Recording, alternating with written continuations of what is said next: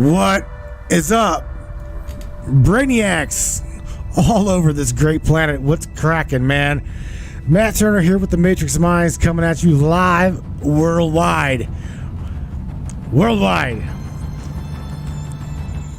And tonight, yeah, man, we're gonna be talking about life after life. Definitely gonna be an interesting broadcast. I'm going to be joined with a friend of mine by the name of Mr. Jeff Mitchell. Spit it out, Matt. Shout out to every single one of you guys there in the Matrix Sandbox. Shout out right real quick to everybody syndicating on iHEART Radio, Amazon Music, across many platforms. Here on Anchor, we do appreciate you. So hang on here, brains. Life After Life with Mr. Jeff Mitchell. Right after this. Hang tight. Let's get it going. What do you say, Brainiacs? You guys ready? It's time. It's showtime, brains. That's right. It's Matrix time.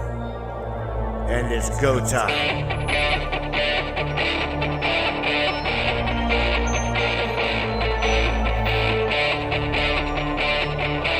Welcome aboard, everybody. Let's go.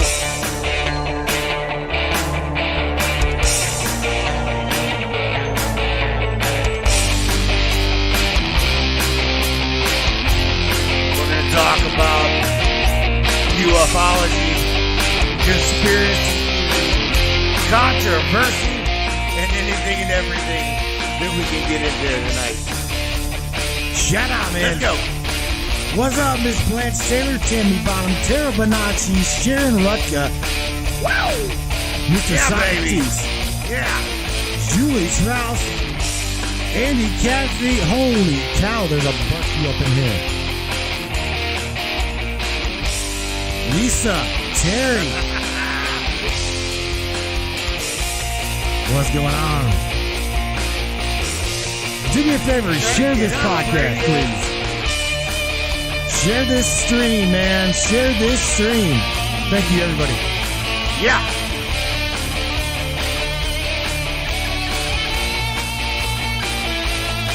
It's definitely your show. Your show, and we appreciate you for being here. Buckle up, everybody.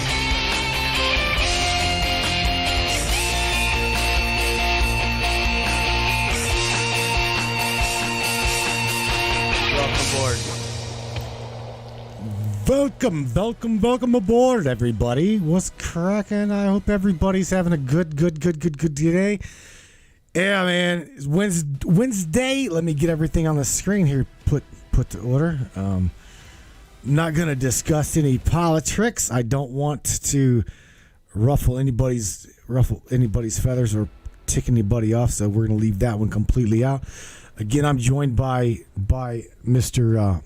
Jeff Mitchell. We're going to discuss life after life, and without further ado, Jeff here. I've now got Mr. Jeff Mitchell unmuted, so Jeff can say hello to everybody. What's going on, Mr. Jeff Mitchell? How you doing, buddy? Great. Great. It's good to hear you tonight. Jeff here happens to have got a story to share with everybody. At the ripe young age of 47 years old, Jeff found himself being rushed to the hospital with a very serious and life-threatening endeavor. And, well, that endeavor brought him to a whole new outlook of life. And, again, he's here with me and going to share that story with you. And then after that, we're going to open up the phone lines, let everybody talk to Jeff. Jeff, let's dig into it, bro. How did this happen to you? How did let's just start from the very beginning, my friend. Let's start with I wasn't religious. I didn't really. Just tell me about your life. Let's talk about that. Well, I can tell you that I grew up Catholic. So basically, that means I went to church, wallowed in the pews, and when I got home, I got my butt beat. So, Okay. through my younger years, it didn't, the going on Sunday and stuff, it really didn't make a whole lot of sense to me because it was real confusing. If you've ever been to a Catholic service, it's really confusing. But up, down. I just remember up, down, up, down, up, down, up, down, sit, stand, sit down. Yeah. It's almost more of a ritual type thing as opposed to a gentleman getting up there and speaking his mind and people listen to his wisdom. It's not like that at all. So, but after that, I kind of grew up a little rebellious. If you ask my mom, she'd probably say that a little bit. Learned music at a very early age. Really, it's got a lot to do with my mom. When I was real young, I used to listen to her play guitar, and I was fascinated with it, so I took it up at a young age. But as I grew up, I kind of ignored religion. I really didn't think about it. I was kind of too busy doing my own thing, more or less. The music industry is really hectic. I lived in New York for a few years. I actually had a record contract offered to me, but at that point, I was so sick of the entire industry. It's just, everything about it is just bad, if that makes any sense. I'm sure everyone here, and you hear the stories, it's just bad. There's nothing good about it at all. Plus, I didn't want to play their music. I'd rather play mine. So, that's half of my problem right now. It truly is. That's why I'm not in a band right now. I want to play what I want to play. The band you're hearing right now that is playing their music. I promise you that. Right. But, after that, 9/11 happened. Came back south. And, after that, I got married. Just kind of buckled down for a few years. But as far as spirituality, religion, at some point, I just, I finally reached a point later on after I went through some pretty bad tribulations where I started thinking about it. But up to that point, I really just didn't think about it. I was just the kind of average knucklehead that doesn't go to church on Sunday, it's yada, yada, yada. But, I started doing some research on certain things and started doing extensive research on symbolism going back centuries. And it's, I started putting two and two together, and it's not very hard. It takes some time to, look certain things up, but, it's not hard. It just takes a little bit of time.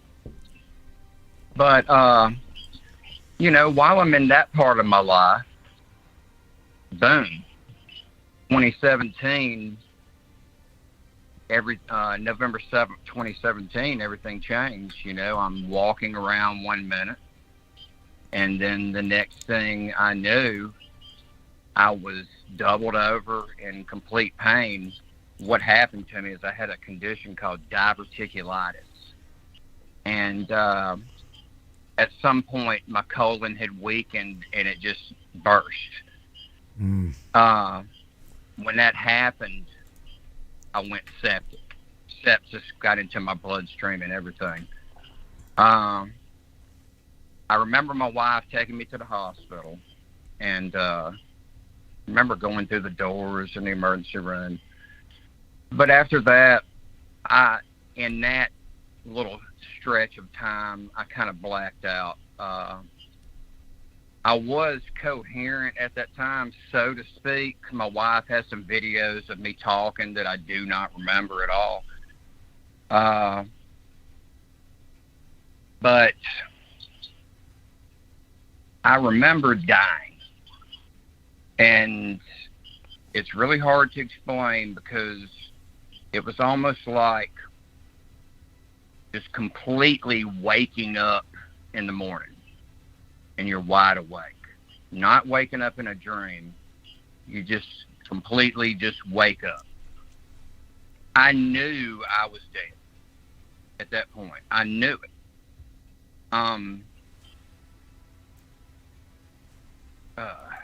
Wow. You okay. See, here's the thing. You said you woke up. You remember what did you say? It's like waking up within the dream, right? So it's like you were waking up within yourself. I remember going through the emergency room doors, and then I guess time-wise to me, it was like, boom, I just woke up. And I'm in this place, and I have no idea where I'm at. And it was so real that I knew I was dead. I knew I died. Absolutely. There was no question about it. Now the thing about me is most of my life I've been really, really logical. I kind of micromanage my research, stuff like that. And generally, all things being equal, the simplest answer is usually the correct one. So, right. You know what I'm saying? I do. There's no reason to trying to figure it out. If you got everything laid out, then it's just there. Mm. So I am there, and the first thing that happens to me is I think that at the time I thought that I saw my grandmother, just right there, all of a sudden there. Now she told me some information of something that happened. I guess I wasn't even born at the time, or maybe an infant. I don't know. Not sure why. At that moment, had no clue why she was telling me this. You know, I'm sitting here going, why are you telling me this? All right. Behind her, I'm going to try to explain this explicitly the way that I remember it. If I'm standing here straight, and we'll say 12 o'clock is right there in front of me, she's standing about 10 o'clock. About 2 o'clock, there's this immense light over here. And I look at it really, really close, and I notice that it's not just a light. It is a tunnel that is lit up, I mean immensely. Don't know where the light's coming from. It's just lit up. So I'm standing there. And, you know, wow. All of a sudden, I get thoughts coming through my mind. Now, me and you discussed one time about, you know, when you think about something, you know, a thought crossed your mind, you instantly think about it, you know, but there's a brief microsecond that you personally make that decision to think about it, and then boom, there it is. Right. The conscious decision, the conscious choice, right? Exactly. Knowing it. Right. Yeah. These were thoughts that were coming in my mind that were not my thoughts. They were coming into my mind, and they were letting me know that I had much more to learn, that I was not finished yet, that I was in need of more work, so to speak, and that I needed to go into the light. So I'm standing there, and I'm sitting here micromanaging this. Now, I know this sounds completely insane. Well, of course it does. That's why you're here. That's why you're on the Matrix Minds. That's absolutely Yep, we get you. Yeah, it's okay. So I'm sitting there literally micromanaging this situation. Now I had no knowledge. I mean, I've always heard in the past people discussion or people talking about when they die, they see a light. I was always under the assumption that, when you're dying, your brain dies and you probably see some sort of light, stuff like that. That's what I always thought. Mm-hmm. Well, boom. So I'm sitting there thinking to myself, my thoughts, of course, why are these coming into my head? This makes, I don't understand. This is not what I expected. You're talking about the thoughts that's coming across your mind that are not yours. Wasn't expecting thoughts to come in my mind telling me that I wasn't done yet, that I needed more work, that I needed to go in and because I wasn't ready. And I sat there and I'm like, this doesn't make any sense. This doesn't add up. So a long time ago, I can't remember the guy. I read a long article about higher consciousness, our consciousness here on the planet. Every single living thing on this planet is consciousness. And he was talking about internal consciousness or eternal consciousness and higher consciousness. And he was saying more or less that you need to connect to your higher conscious in order to evolve. Well, I remembered this. On the other side, right? On the other side, because look, you need to understand, this is like me sitting here talking to you right now. This is no dream. When you go there, you're going to know. Okay? This is no, everything's foggy, and in a dream, you have flashes to here and to there, and most of the time, you end up in a dream halfway through.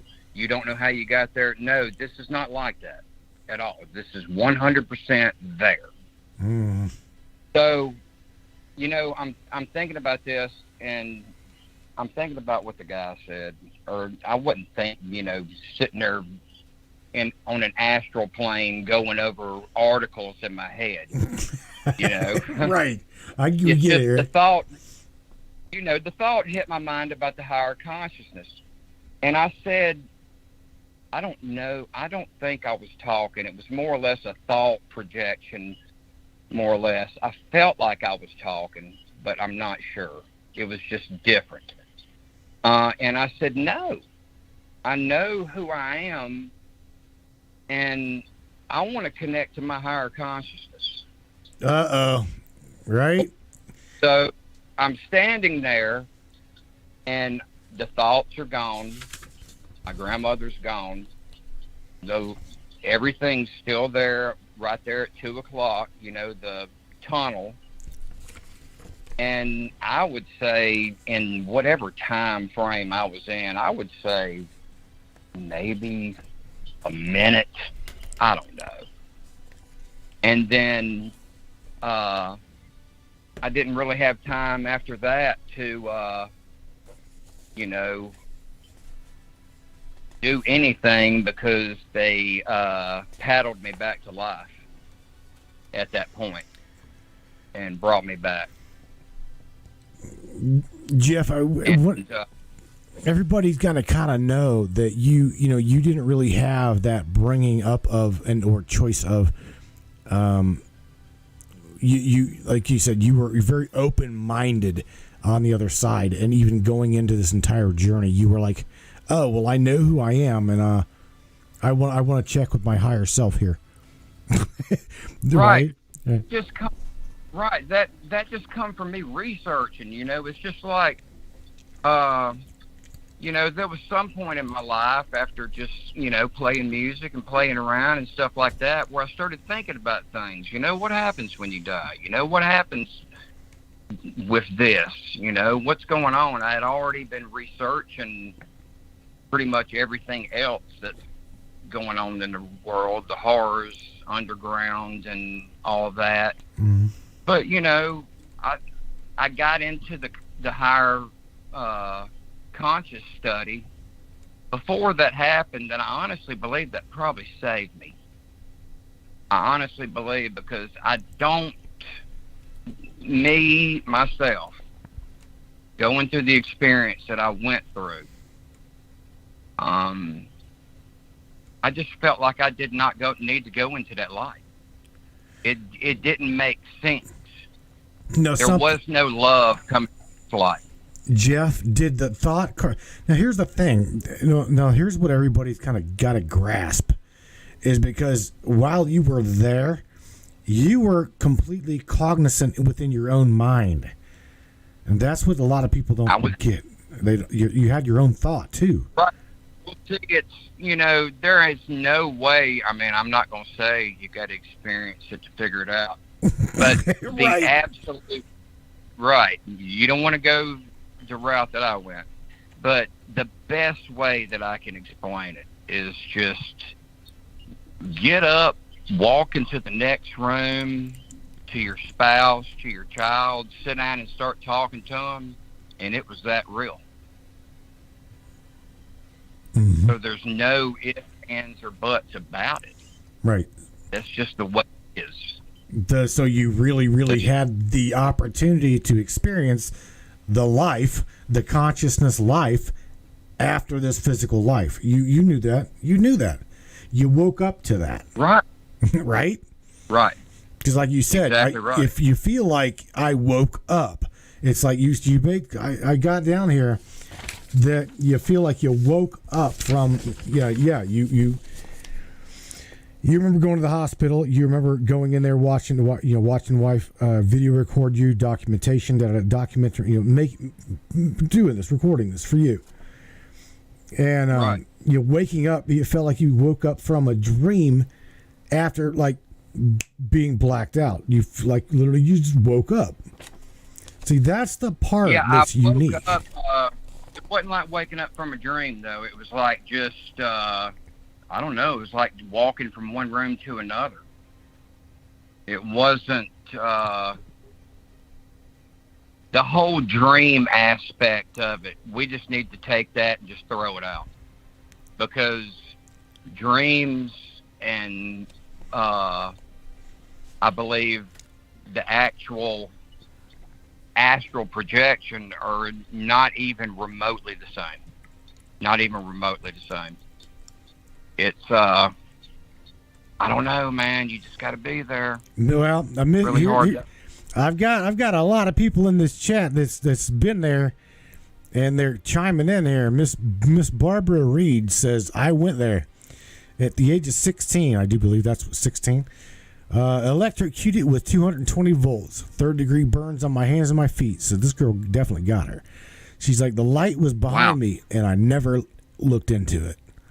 And Mr. Wayne Stewart here, he's got a story to tell also. And I'm going to tell you what, bro, I love the fact that you're sharing this with us, because many of us have been, we've talked about this, okay? We've talked about this on The Matrix for many, many, many years. And to hear, this is what's exclusive, is everybody's story is very unique to your own degree.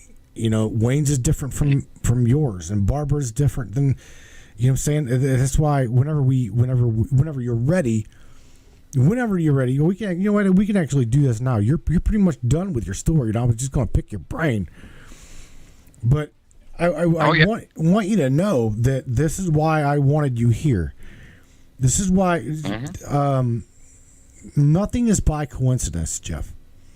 And I do believe that life has, everybody plays a significant part in one another's experience here.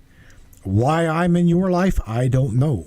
Maybe I can give you give you answers to questions that you've got. I've been doing this I've been talking roughly around 15 years now, interviewing people on the Matrix Mind show for about 12. Been doing podcasting, vcasting, every bit of 12 years. So I've been around the block, and when it comes to interviewing people, talking to people, and discussing this kind of stuff, both the good side, the satanic side, you name it. But again, bro, everybody's story is unique, and I want to share that with you. It seems like there's a lot of similarities slightly to a lot of them. It's I don't know, man. The one girl, you said the light was to her back. That's what she said. You yeah. said? Miss Reed, Yeah, I do believe she said that. Look, her name was. Turned around, standing in a different spot than I was. Barbara Reed said that. Yes. And here in a second, You know what I'm saying? I do, yeah. Well, there's the thing. Maybe you projected in a completely different place than she did. You see what I'm saying? Yeah. I mean, they're all unique experiences. Plus, I really didn't have a chance to think about much before it happened. Sometimes if someone's on end of life or something like that, they're able to kind of, a lot of them think about religion as they go over. I'm not sure how that works out, but it's all connected. Oh, I've yes. studied so much on the Bible. Look, the Bible is a history book. There is so much in that book that you can learn, and if you find the gaps in the Bible, I was talking earlier, there's a 13-year period in which Jesus Christ is not mentioned in the Bible. Well, that was driving me crazy. I needed to find out what happened. Mm-hmm. So I start researching, and I look up ancient explorers, discoveries, stuff like that. Come to find out, there was some discoveries in India that documented where Jesus Christ went to a spiritual school there and was considered the greatest student they ever had. He literally traveled and then came back. That's not listed in the Bible. But if you dig, you can complete that Bible. You can. You can find the little things that are missing. Jesus Christ was a great man. Well, yes, Very indeed. spiritual man. This was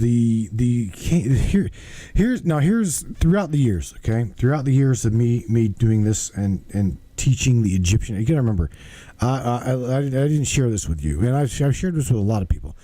Everybody on this tuning in know that I dig, and I've been digging on Egypt for years. I'm talking years. When it comes to my Christian background, I knew that there were, I found that there were missing years in time within Christ's story. With Jeff, with that being said, I have dug up that those times, a lot like you said, he traveled to what we know as the Hindu side of things, the Buddhist side of things, the esoteric side of things. Now, let me share something with everybody that and even you, Jeff, that I haven't shared yet. Okay, I haven't shared this with everybody yet. And that is, there's supposedly missing time in Christ's life where he was initiated in the king's chamber of the Great Pyramid. Okay, this is coming to light because there's known as the sub-passageway within the Great Pyramid. There is a downward. There's a downward passage that goes to the bottom. This is called the subchamber. Okay. Are we sure how far that goes? It may go way down. Well, it ends. It literally ends at a wall. Okay. I can tell you that it ends at the end. At the end of this passage is a wall, a dead wall. Nothing at the end of it. But here's the thing. The king's chamber. Now here's the reason why. Supposedly you start there. Supposedly you start. This is just what I'm told in my research. You start at the subchamber, okay, and you go to the very bottom of the chamber, and it's kind of like a deprivation tank, okay. You lose all ability to realize where you're at. You're in total darkness. On top of that, you've got the thought in your own mind, my God, I am under a mountain of rock. Okay? So the deprivation within the mind kicks in. Okay? Once you initiate from there, you go to the Queen's Chamber. I'm telling you evolution. I'm telling you the evolution of consciousness here for the enlightenment. Okay? So deprivation to break the consciousness. You then end up in the Queen's Chamber. You then lay there, cognizant, completely within your own mind. You are then again shut off to the world. You experience the feminine side of consciousness. That's why they call it the Queen's Chamber. This is the feminine aspect of your own self. After that, you are then escorted. Now this is all an initiation ceremony with high priests and priestesses of the Egyptian culture. You then are initiated up into the King's Chamber, where again, by that time you are sleep deprived, you are hungry, you are shocked with deprivation, and all of these things that can happen to your consciousness. And then you're thrown into this King Chamber. You're lying in this sarcophagus, lid shut. Again, deprivation. Now you got to remember, the King's Chamber, there's a complete focal point. Okay, that pyramid represents the source energy which flows inward, outward, within that King's Chamber at 0 degrees within that pyramid and within that sarcophagus. Okay, the focal point of energy is all pointing within that specific sarcophagus.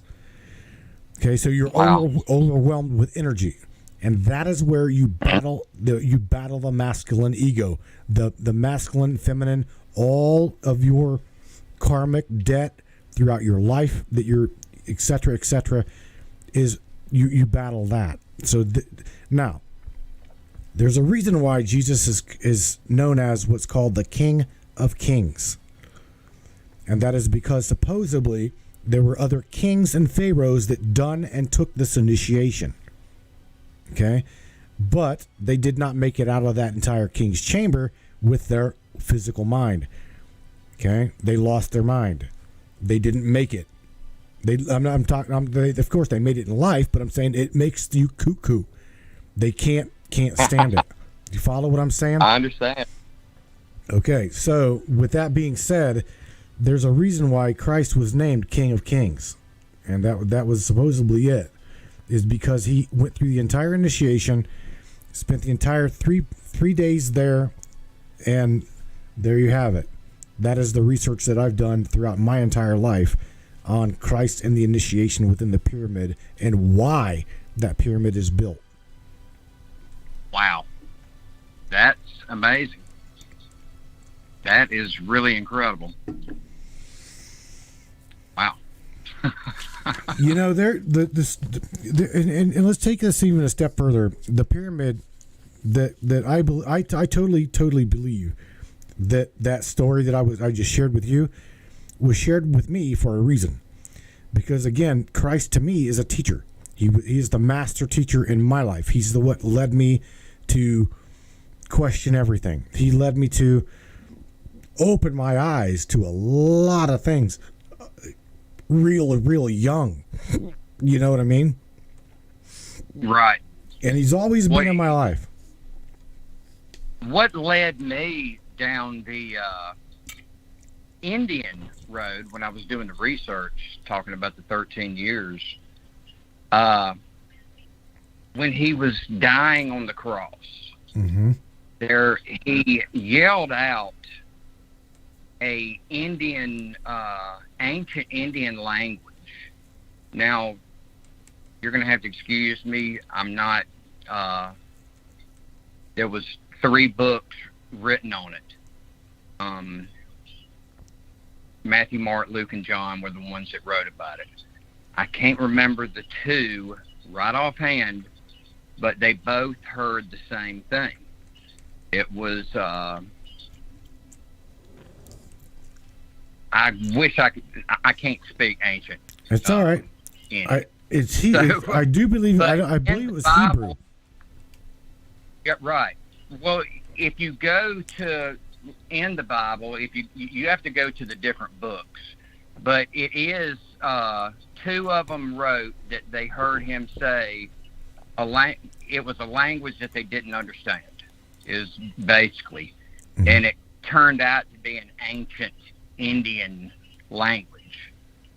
And one, there was 3 books. The other one, in one of the books, I believe he said something to the nature that he thought Jesus said, Father, why have you forsaken me? Or something like that. Right. I don't think that apostle was there, or because there was 2 documented of that ancient language. So once I found out what the language was, that's when I started digging into the explorers in ancient India, and that's when I found out about him going to the school. So I basically just put 2 and 2 together. Tara Bonacci sharing with everybody in the chat here, Jeff, that Christ spoke Aramaic. Now, I do believe that's right too. I've heard that Aramaic, Hebrew. I do remember. That. I cannot remember the name of the language. If I had the book in front of me, I would be able to know it. It was a very ancient dialect used in India. Supposedly, centuries upon centuries ago, India was more or less the epicenter of the planet, and I believe it was in northern India where he went to the school. Again, I probably should have. I don't have everything written down in front of me. That's all right. But it's written in a couple of books. A couple of guys wrote about it. There was one book that was written by an ex-CIA agent. Let me see if I can. I've actually got the book right here, I believe, on my little thing. By the way, if anybody you want to talk to and share your story with myself and Jeff, any question that they want. Yeah. It was a book about it. More or less went back to Adam and Eve and stuff like that. I'll have to find it and I'll email it to you. That's fine. Maybe we can talk about that. Pretty extensive research. Actually, this one book that I am talking about, it came out in the early 90s, and the CIA banned this book. It had so much correct and documented history in it. Well, sometime in the last 10 years, I believe, 10, 15 years, it was released, heavily redacted, but me being me, I was able to get a copy of the original. Me being me. Now you sound like me. Yeah. Yeah, definitely. It's very, very fast. Well, when it comes down to trying to share this story and and talking about life after life and the journey thereabout, you cannot help but talk about and bring a religious standpoint into it, because everybody's story is unique. Everybody's experience there is unique. Like I told you mine. I mean, Wayne, I wish Wayne could call in and if he's listening, I do believe he is, and share with everybody his. Mr. Reed, share your story too. I mean, that's why we're here. That's why this specific topic tonight. It's Wednesday night. I figured, you know what, it's a great time to get Jeff to share his story. And anybody and everybody that does have experiences like this, by all means, man, call in, share your story with myself and Jeff, because there's a lot of questions that's unanswered. A lot of questions that are unanswered. I don't have them. I know Jeff don't have them either. You know, I mean, Jeff, what would have happened had you gone into that light? I mean, you were kind of like drawn to it, but yet you. Well, I don't. You know, I've read different experts talk about what happens. You know, and I can't say that I know because I didn't go in. You know, the only way I would tell you what happens if you go in is if I went in, and I did not go in. But, you know, observing it, you know, it looked like there may have been a way around it, to be honest with you. So like I said, I came back too fast. But I was there long enough to be cognizant of everything that was going on. Well, you know, speaking of being cognizant and within your own mind, what's cool is that you were able to bring yourself out of it, out of that draw, because, you know, they say don't go into the light because you'll not come back, you'll be reincarnated, yada yada yada, right? That's what I've heard. No, I don't know either. And, you know, the guys writing the articles, they don't know either. So, you know, don't feed into a lot of things that, you know, that people say about it. I mean, I don't see how they could know if they've never done it. I mean, there are a lot of people that can astral project, you know. Those people are really the people that you need to go to for answers if you're lucky enough to find one. Well, even I cannot tell you I do that. I do it, but Jeff, I can't answer that because I don't go into the light. Okay, I know. I don't go into any. Have a miss. We'll just have to find out. Jeff, you ready to take a phone call or two? Absolutely, man. All right. I do believe Kansas, right? Kansas City, something like that. You're unmuted. Welcome to the Matrix Minds with myself and Mr. Jeff Mitchell. Hello. Who's there? Hey, Matt. Hey, Jeff. This is Wayne. Hey, Wayne. I was hoping you'd call. Yeah, I heard that, and I thought, I might as well. But you've got your own story. You've got your own unique story. I've got my own story. I was a 19-year-old stubborn, invincible teenager who decided to go donate blood. At the time, I did not have an insured vehicle, so I hitched a ride with a gal whose sister I was actually dating at the time. The point was to go about 25 miles or so to a blood drive. She hit a patch of ice, was not a very good driver, spun out, and wound up slamming my door first into an oncoming Plymouth Fury. And the next thing I know is I'm climbing a marble staircase suspended in the clouds.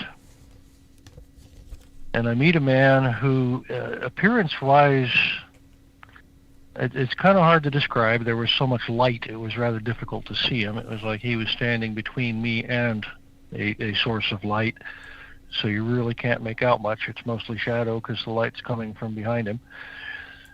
But he just told me flat out, "You're not through yet." And when he said that, it was like what I said in the chat earlier. Communication on that side is very, very broadband. Tons of information transfers instantly. And I describe it like he dumped a bunch of pictures in my head, for lack of a better way to put it. And those pictures were the ones that stood out to me were ones of children. And I recognized them 11 years later, going over proofs from a family portrait sitting with this major deja vu going on. I've seen this picture before. I've seen that picture before. Wow. So yeah, that was pretty much my story. I woke up 10 days later in the hospital, and I was absent for those 10 days. It's kind of hard to be present when you're living on morphine, Largon, and Ringer's lactate. Yes, sir. I understand. Because I had some massive, massive injuries. I think I finally got the hospital report, and it was 155 pages long. Oh my God! Oh, wow. Yeah. Hey Wayne, Yeah, I'm not sure if it's that long. Hey Wayne and Jeff, how about the both of you two experiencers, right? Hang tight with me, and we'll all take a call from, I do believe, Idaho. That way, if they Wayne, similar to mine. it is very much so. There was someone there with the light. I mean, it sounds very, very similar. Yep, I was just, like I said, I described the staircase. It looked like marble just hanging in the clouds, and I was climbing it. Well, we know it wasn't from Paramount Pictures. Shout out to Hollywood. Idaho, you are unmuted, and welcome to the Matrix Minds with myself, Mr. Wayne Stewart, and Jeff Mitchell. Who do I got there? Hello. Thank you, Matthew Turner. Yes, my name is Ryan Blake. Hi, Ryan. Can you hear me? I can hear you. We can hear you fine, Ryan. How you doing Loud tonight? and clear. How are you? Good. Yeah, I've been watching your show for a couple months now, and I just really haven't had the time or the chance or the opportunity to call in. And I've been listening to your show, and you brought up about, you mentioned some pyramids. Mm-hmm. And I wanted to talk to your audience tonight about something I experienced with pyramids. And how I'll start out with this story is I'll just start from the beginning. I'm a former United States Air Force Staff Sergeant. Thank you for I your used to work service. on. Thank you. I appreciate it. This is kind of hard to talk about because I don't know if they're listening to me, to be honest. Of course they are. Yeah, I'm a bit nervous. I had a secret clearance, and then it was upgraded to a top secret clearance. And I was going to go into SATCOM, satellite communications, and this was way back in 1999. And I decided that it probably wasn't going to be the best thing for me because I knew my mother was sick. And I was right. My gut instinct was correct. My mother was diagnosed with terminal cancer. And so I told the colonel behind the desk that I decided that I wasn't going to go through with this, and I wasn't going to accept the orders to go into SATCOM. Mm-hmm. And you can imagine the look on his face when I told him that. He was really upset, and he told me, he goes, "Airman, do you know how much money we spent on you? You know how much the taxpayers spent on you just so that you could just throw this away?" And I said, "I am so sorry, sir." I said, "But my mother is diagnosed with terminal cancer." I said, I have to refuse this, sir. I'm so sorry." And he said, "Leave a quarter on the edge of my desk." And it's something that we do in the military. It's a commemorative coin. And I left it on the desk and gave him a salute, and I did an about face and walked out. Well, I don't know exactly what he did with my jacket file. It was on his desk. There were two piles that he could put it on. And I don't know exactly which pile he put it on, to be honest. All I know is that he told me to leave, and he pretty much yelled at me and made me feel really, really, really small. And I got out of the military, and that was it, right? That's what I thought. Mm-hmm. Well, when I served in the military, I did 3 tours in the Middle East. This was during Operation Northern Watch, Operation Enduring Freedom, and Operation Desert Fox. Before our base got locked down, I went off base and I went into the alleys where you could buy carpets, suits, jackets, all kinds of really cool, interesting Middle Eastern items. And I went into this really small alleyway, and I could smell incense, and it was like something out of Raiders of the Lost Ark, actually. It was just really, really cool. And I walked into this Turkish man's gift shop, and I saw all these really beautiful trinkets and copper oil lamps, and then I saw these pyramids. I saw these marble pyramids, and they were different shapes, like different sizes, I'm sorry, but they were different materials. They had granite, they had marble, they had onyx, they had all these different material type pyramids. And I decided to buy 7 of them. And I bought the 7, and I basically got out of the military and then went back home and came back to the United States and had those pyramids sitting on top of my speakers. I had these big giant concert floor speakers. And I didn't think anything of it. And they sat on there for years. Years went by. And my mom had passed, of course, and I was living my life and doing all these different types of jobs. And I ended up doing a security enforcement job for a company I won't mention. I was a private contractor. And I remember how hard and how horrible this job was, because I was just a one-man army. And I was trying to clean up the streets in the area that I was living in, and it was in Worcester, Mass. And to make a long story short, something told me when I was doing this job, I don't know what it was, I just felt like I was putting my life on the line to try to help the neighborhood, the community. And I started reading my Bible, just because I felt that it was important to read the Bible and to stay current and have my faith in Jesus Christ, very strong and very solid and secure. And I started reading the Bible, and when I was reading the Bible, I heard a voice.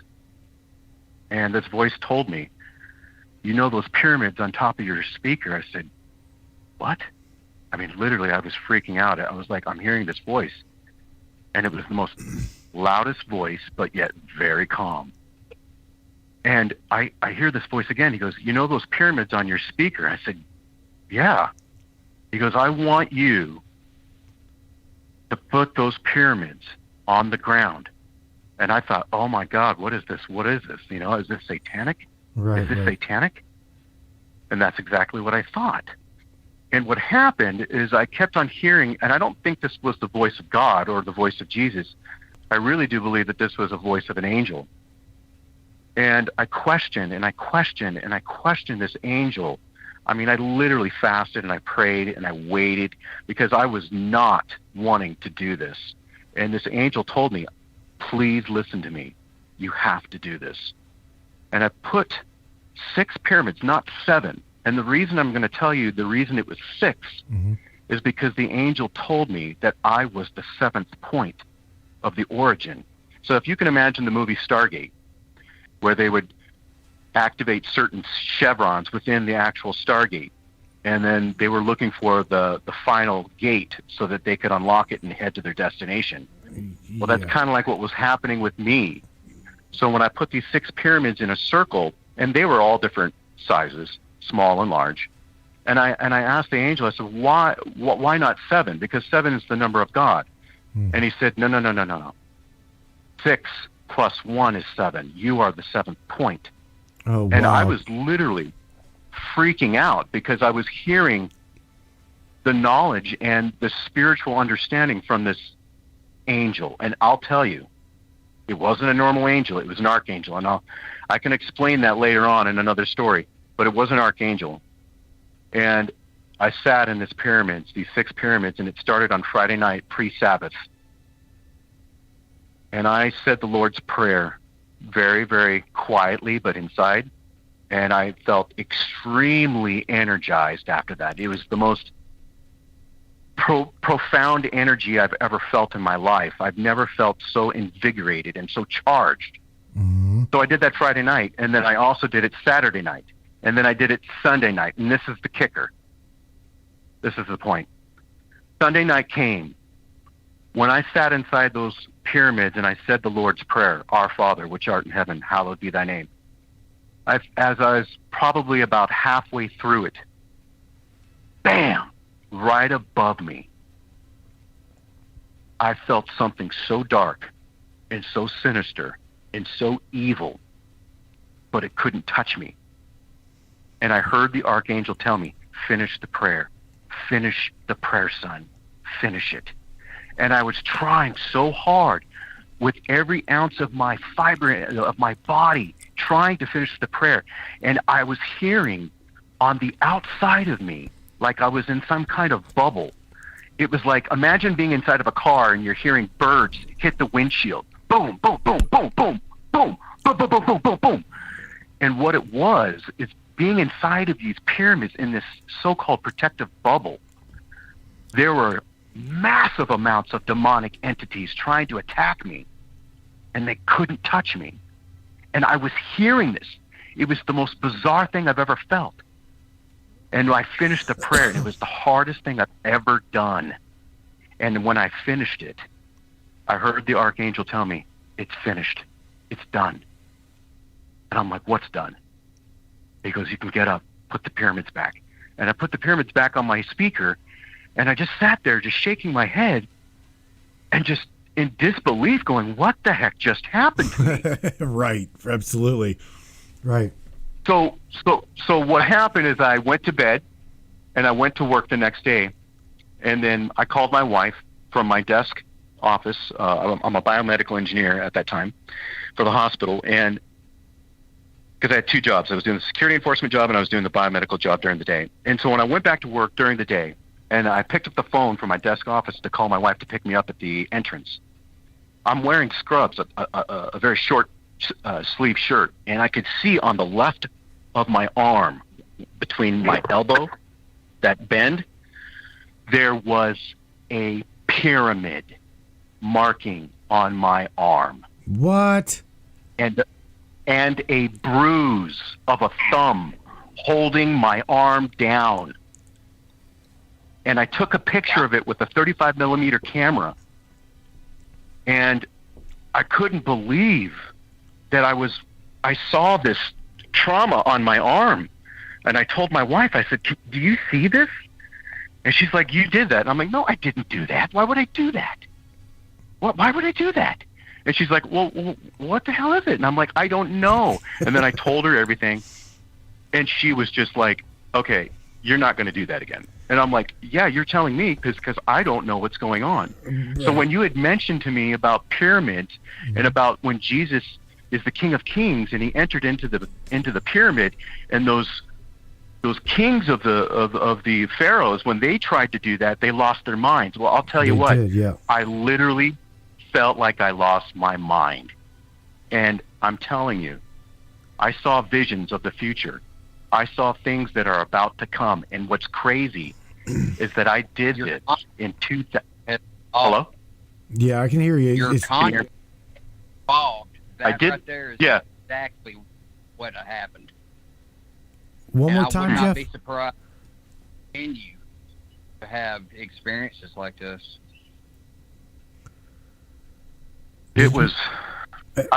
Ryan? Ryan. Yeah.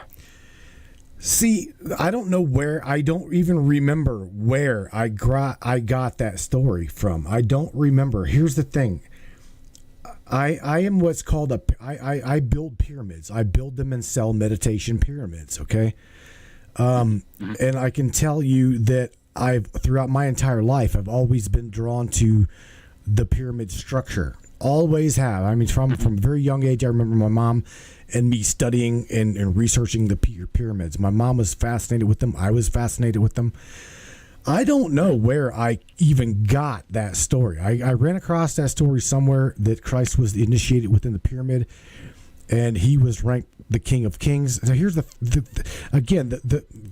got to remember that there is. I don't know if Ryan, have you ever been there? Have you ever been to the Giza Plateau? No, I have a twin brother that actually went to the Great Pyramids. Okay. There is a sub-chamber that goes down at like 29 point something degrees. There's a specific, there's markings on the walls of this downward slope within the pyramid, okay, that goes down. Again, it ends in a dead-end wall. Now, that supposedly you can take a bowl of water, or back then I was told it was mercury, I was told that it was Mercury. Okay, you could they took Mercury down into the subchamber on a very specific day. The middle star of Orion aligns with that passage. The light from that star reflects down that passage, illuminates from the Mercury within the bowl, and literally will illuminate that passageway. That's just what I was told. Wow. Okay. Now, throughout that passageway is also markings. Okay, and that pyramid is designed. Each marking is like a time reference. Okay, it's like a clock. Okay, a lot like the Mayan calendar, it predicts things. Okay, the birth date of Christ, we all know that he was crucified, died at the age of 33, which would have been, to us right now would be 0, 0 on a time scale. Okay, I like to reference time with the crucifixion of Christ was timeline. I refer to it as timeline 0. Okay, anything there above would be plus BC 33 degrees, 33 years. This specific passage in the pyramid goes back 3,000 years and predated Christ's crucifixion on a marking. Do you see what I'm saying? So it's like the pyramid itself somebody knew and designed that pyramid, put that mark there, that this is the day, this is the year, or this is the year that Christ is going to be crucified. So, I mean, and then from there on out, even to now, I mean, there's still reference points on that passageway that we can reference, like World War I, World War II, yada, yada, yada. Significance within our life. Okay? So that pyramid, again, whether I've got I've got it on YouTube where the entity named Ramtha came through a channel by the name of Jay-Z Knight that spoke of the Great Pyramid Builder, which supposedly is not Khufu. It was supposedly Hermes Trismegistus, which is Thoth the Atlantean. Okay, I'm not sure. I'm all I'm saying is I'm sharing with you what I know about that structure, and everything points to the King's Chamber was the initiation point for Christ's enlightenment, and he became at that point the King of Kings. And here's another one. Let me share with you this. The sarcophagus width is like 60 some odd inches, or they call it cubits wide. Okay, if broken down into like metric point, it's at like 33.36 metrics. Okay, if you go to the middle and you draw a line from the middle of that sarcophagus, to get a load of this shit, you can't make this up, folks. 33 degrees northwest of that specific pyramid. And if you were to take a ruler and draw a straight line from the middle of that sarcophagus where Christ laid, straight through the middle of Jordan, it leads to Jordan. That's what I'm saying. Yep. You cannot make this stuff up. You can't. It's all supernatural, called whatever it be. I don't know, Ryan, but something with the pyramid. I'll tell you this, Matthew. You know, when I started watching your show, I literally jumped out of my freaking seat because I was like, "What?" I'm like, "This dude is like so right on." It's like where did this guy come from? And I'm like, I've got so much to tell him. And what I want to tell you, Matthew, is that when I was in those pyramids, it didn't stop. Like I thought, okay, well, the marking on my arm, the bruise on my arm, I'm thinking like, okay, it's all going to stop, right? It didn't stop. It continued. In fact, it's continuing. It's still continuing, and it's still developing. I saw a vision. There's going to be something that's going to come, and I hate to like scare your viewers, and I'm not trying to do this, but there is going to be a satanic, demonic, reptilian army that is going to ascend or descend from space, and it is going to come to Earth. And I saw it with my own very eyes, and I woke up terrified, screaming. I thought I had the most worst, horrific nightmare of my life. But what I saw were live visions, real waking visions of the future.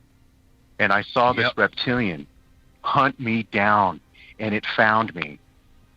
And what's crazy is when it found me, I felt like my kids weren't around, my wife wasn't around, like all of society had completely broken down.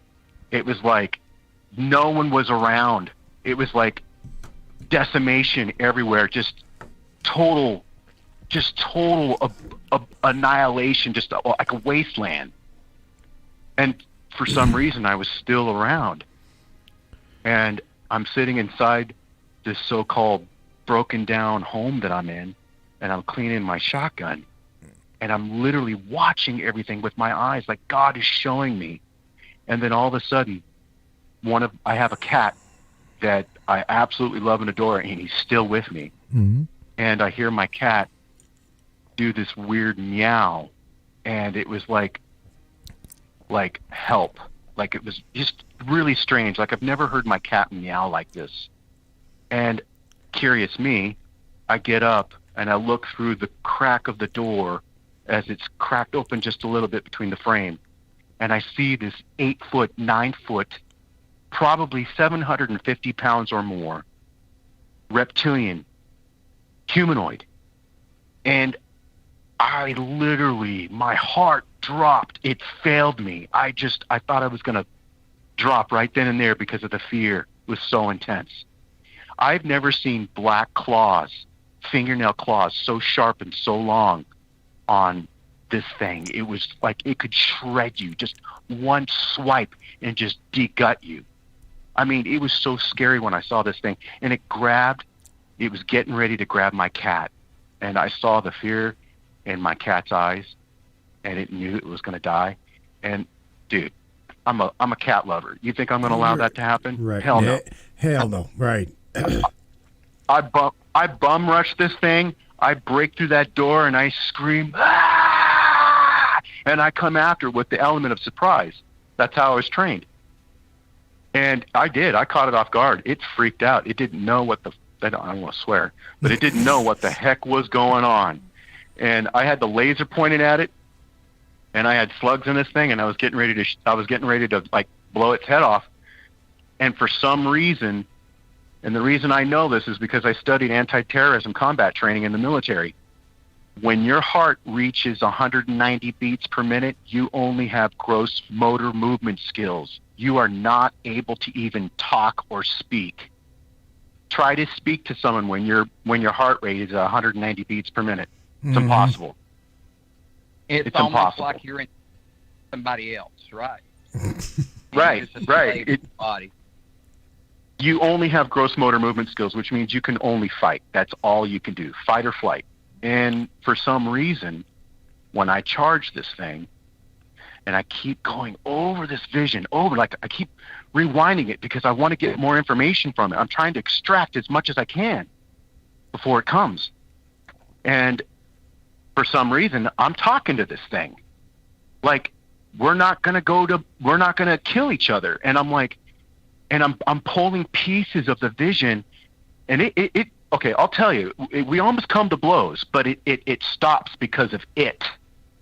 See, what happens is when I charged at it, it saw me coming, and I was getting ready to shoot it, but then it moved fast, and it caught me off guard. I don't know what it did, but it grabbed me, and it grabbed me by the chest, and it pushed me up against the wall, and it raised me up off the ground, and I looked at it, and I knew I was dead, and I just dropped the shotgun. I just knew I was dead. I just dropped it. And I looked at him.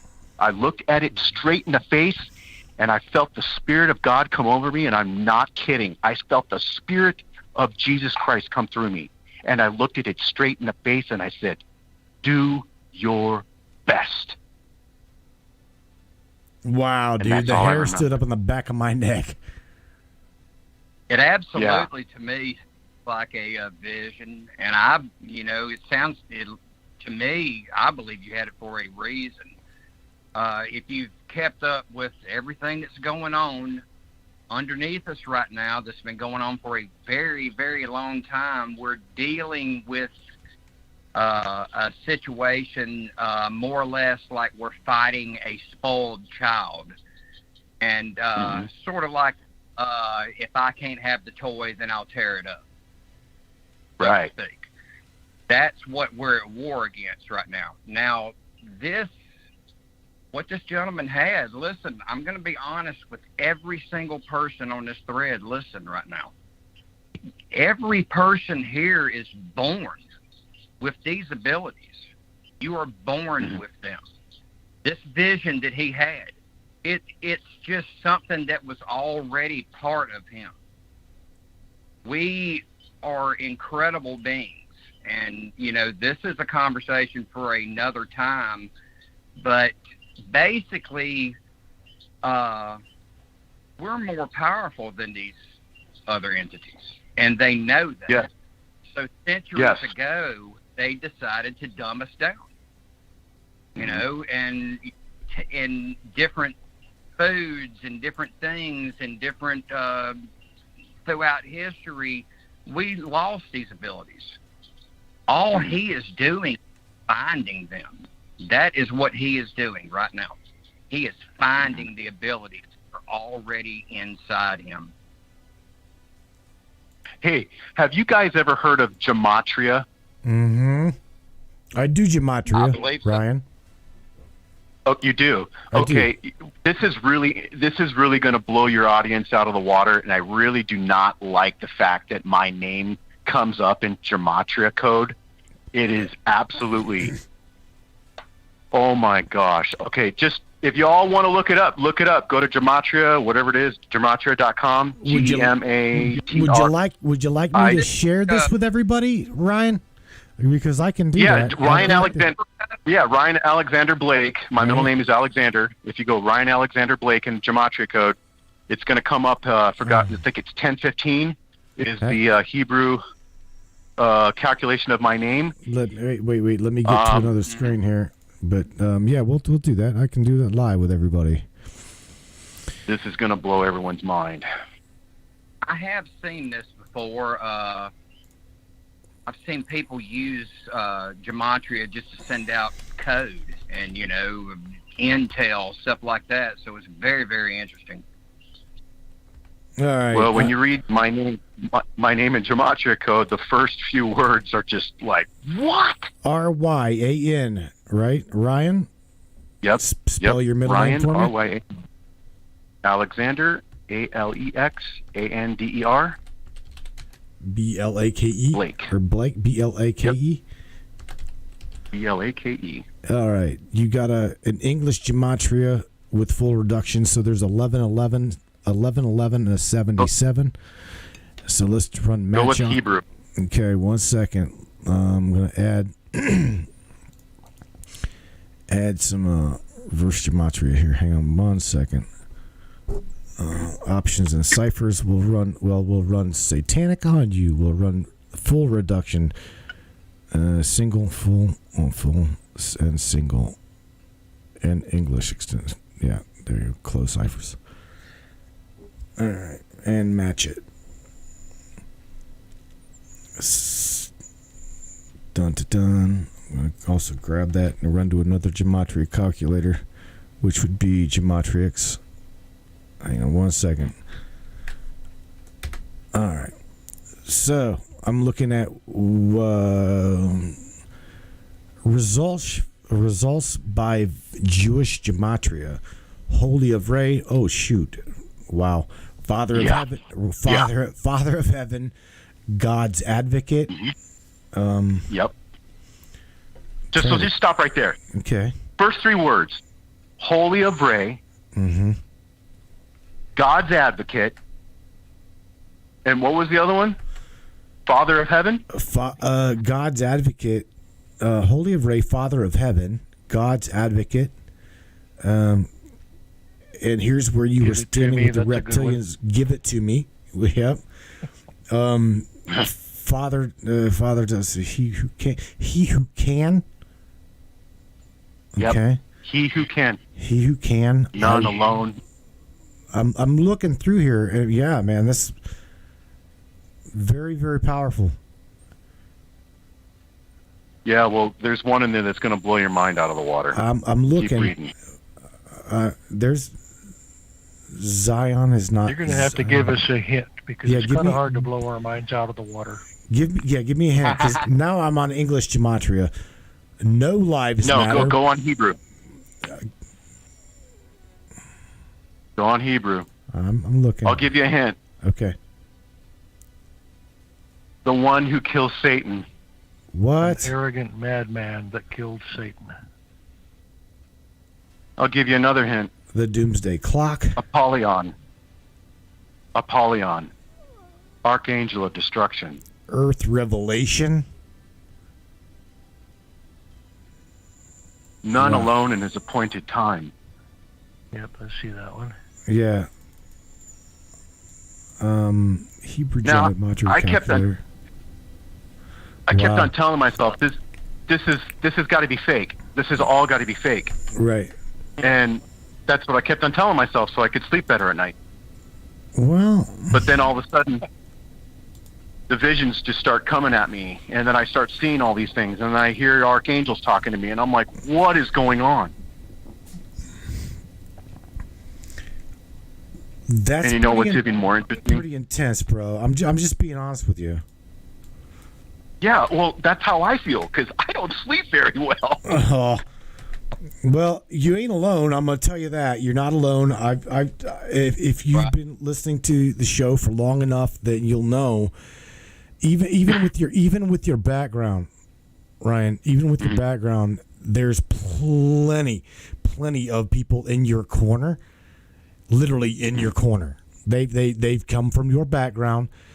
And they are, just because they don't call the show doesn't mean that they aren't listening to the show. Okay, Right. I'm very, very, very confident when I look in. When I put it this way, whenever I'm having problems with the show, I'm very confident whenever I do look into the camera and I'm talking to your compadres, my so-called ABCs. Okay, Yep. I let them know. Look, all I'm trying to do here is do my thing. Okay, I'm not going to try to out anybody. Really, truly, please, for the love of humanity, you've got a spark in your heart. Put your pants on the same way I do. You cuss like I do. You eat, you drink, you shit, you everything, just like me. Right. Okay, you are a lot like me. You're just in a higher rank than I am at the moment, right? But again, I mean, dude, I will look dead square in the camera, and they know this, dude. I've literally had a live stream go from scrambled to absolutely perfect after I spoke to them, because I know, dude, I know they listen. I know they listen. Right. And Well, I'm glad they're listening.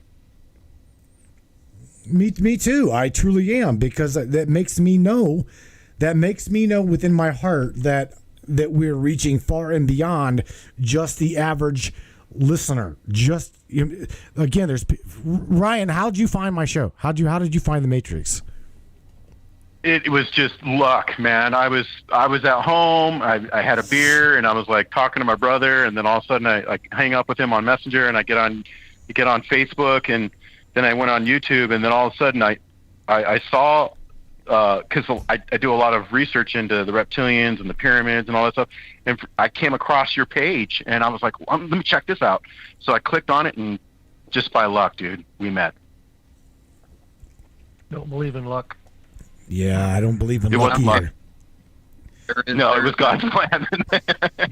Providence, yes. Luck, no. Wow.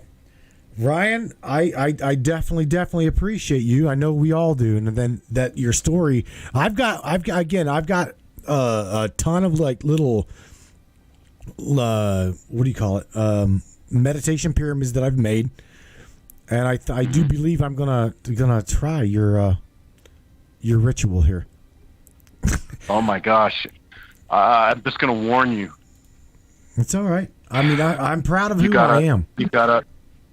I know. I'm just saying, be very, very, very careful, and I would suggest you fast and you pray, because I honestly thought it was all a joke in the beginning, because I thought, okay, well, maybe I'm just creating a placebo effect, making myself feel better, so when I go out and do security enforcement at night, I'll feel better and I'll feel more positive and more, not feeling like I'm going to be,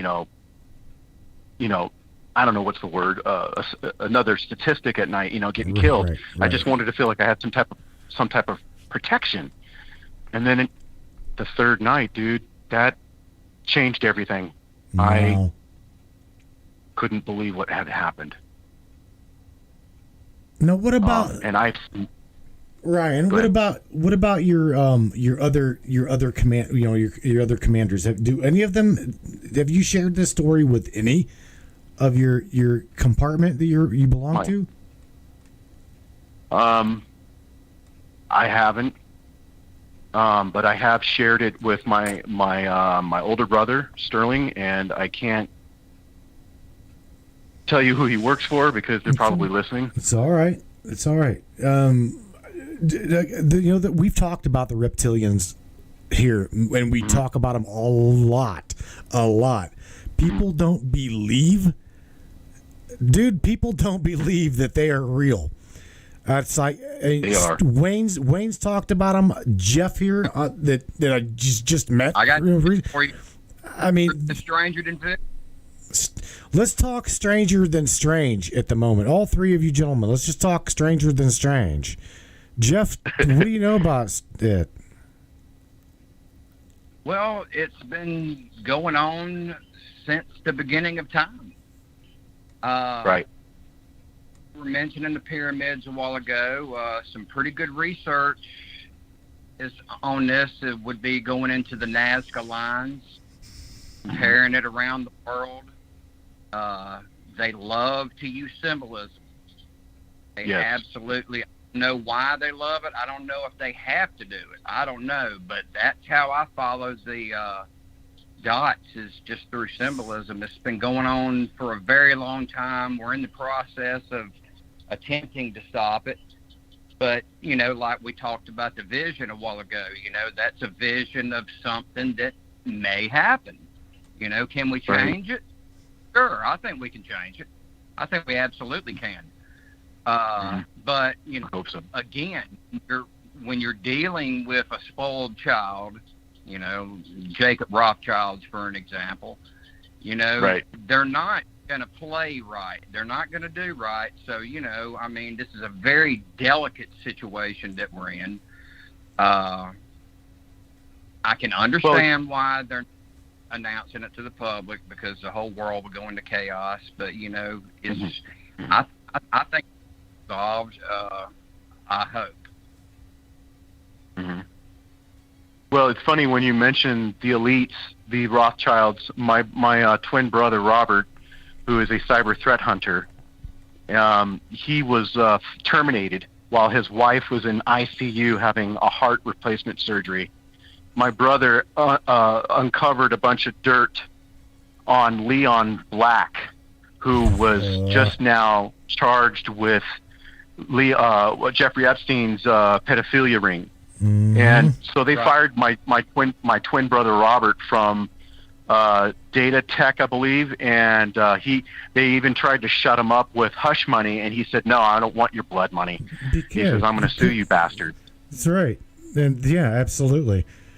Because whenever here's the thing. Oh man, now you're touching on a subject that, depending on the right set of ears, as long as they're listening, we'll be able to continue the stream. But if the wrong set of ears are listening, the stream's gone. Right.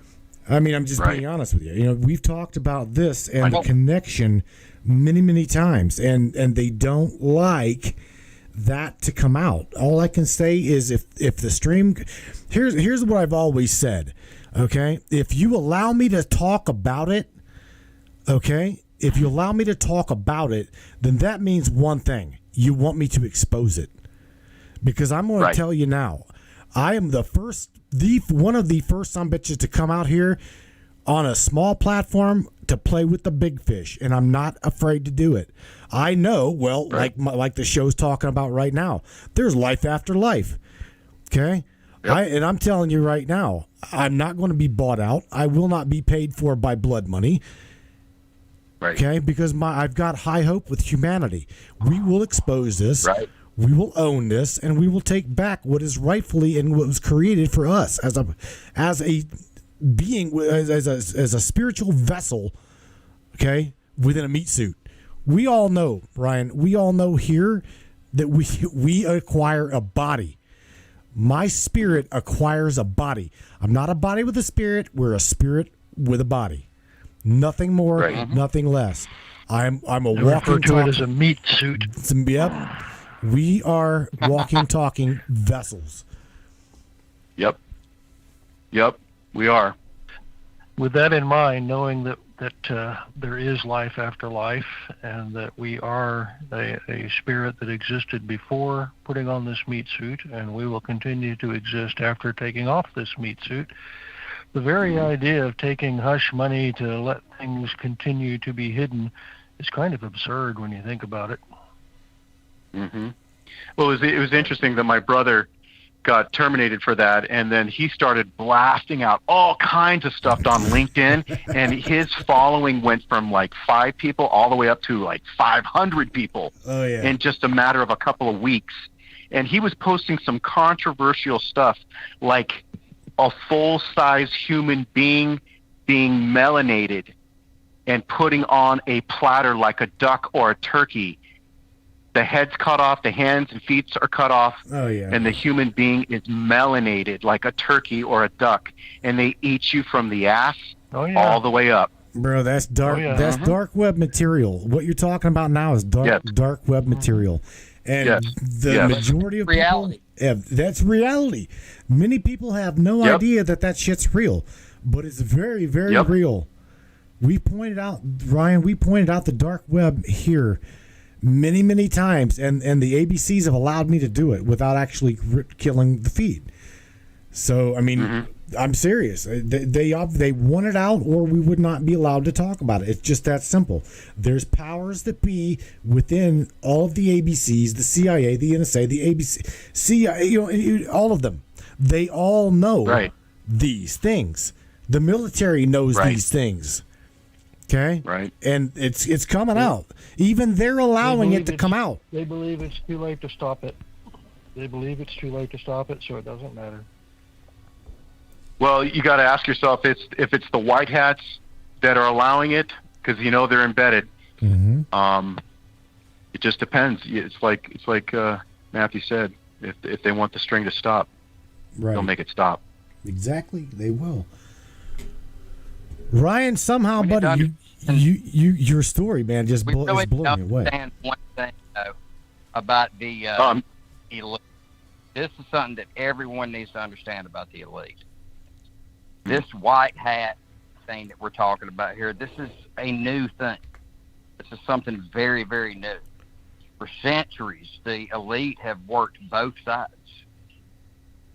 Absolutely, 100% both sides. We all remember George Bush. We've been keeping up with current events and stuff like that.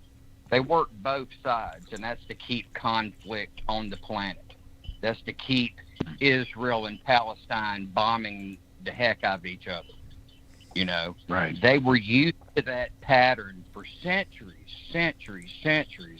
Well, all of a sudden, here comes someone along, Donald Trump and company, and they throw a wrench in it, But a lot of people don't realize that before that, we were all being worked. There was no, you know what I'm saying? Right. I mean, we were being worked both sides, man. I voted for George Bush, man. You realize how stupid I feel right now? Yep. I know. I feel, it's just ridiculous. But that's just the reality. That's why we have had centuries of conflict on this planet. It has been made that way. It has been that's the way they want it. So that they keep our vibration low, so that they can remain in power. The oldest game in the book is divide and conquer. Right. So it's Well- almost like they don't want us to raise our vibration, to the higher light beings that we are. Down. Right. We can have another discussion another day about the human being and what we really are. That's a long conversation, but as we stand right now, we are not who we are or who we really are. We are not who our ancestors were. Our ancestors could speak with their minds, okay? Our ancestors, telekinesis, clairvoyance, they had it all. They did. And then somewhere along the line, someone came here and decided, look, I kind of like this place. I guess we'll just eat these folks, Right. Right. So the division came along as they got, the elite on the planet, obviously hooked up with them, still are. I keep very, very close. I'm friends with one of the daughters of one, in another existence that I keep on this planet that nobody knows about. But she's an alien hybrid. She'll tell you that. All you do is look at her, man. It's just incredible. If I hadn't even told you that, I would have sent you the picture and you'd have looked at it and said, dude, man, this girl looks like a freaking alien. And I'd be like, brother, because she is. So these elite have been in with these things for centuries. Right. It's interesting that you bring that up because I was talking to somebody a few weeks ago at a hospital, and this guy has orange hair. He's white, and I was talking to him, and then I started looking at his eyes, and I noticed his right eye went from a round pupil to almost like a slit. Talk about it, bro. Talk about it. It was like I'm like, what the hell? And I didn't want to say anything, and I'm not going to mention the dude's name, but I'm like, what the? I'm like, what is going on here? And I'm like, and then I looked at his eye again, and then he looked away, and then he looked back at me, and I'm like, now it's back to normal. And then I caught him again at another time, and then I saw the slit again, and I'm like, son of a bitch. Yep. They're everywhere, man. You're seeing past the projection. Without a doubt. Wow. When you wake up, the ability to project into your mind what you will see is lessened, and you actually see it. It's not that they change. What you do is you see it. Right. It is a mind trick. It is not an actual shit. It's like a hologram in front of it, and it's glitching out, and you're seeing what's behind it for a little bit. Right. This is exactly what God talks about in Revelations. He tells the angels of the four corners of the earth, do not start the rapture. Wait till the chaff grow all the way up with the wheat, and then you will be able to tell the difference between the two. It's almost like God's waiting for the pinnacle moment, and it's all going to come crashing down. Mm-hmm. Would you, Ryan, Jeff? Let me get your guys' one at a time though. Your guys' standpoint on the rapture. I mean, the life after life. Okay, what do you? Because we've been preconditioned for what's known as the event. The event is coming. What is the event? What is it? I mean, I know for talking about it throughout the years, we're talking about, I talked about the upliftment of consciousness, human evolution at a consciousness level. Okay, I'm talking like maybe a solar flare, maybe a spike in the human resonance, something's going to happen, and they call it the event. So is that your guys, what is your guys' take on the event and the biblical rapture? Right. One at a time, you guys go. Go ahead, guys. Well, first of all, rapture is not even biblical. What there is a falling away which is misinterpreted as a catching away, which is used to call it the rapture. But even in the biblical standpoint, there is one last trumpet. And that last trumpet is an announcement of several events simultaneously. One of them being the dead in Christ rising, one of them being those who are still alive changing, one of them being Christ returning to take over.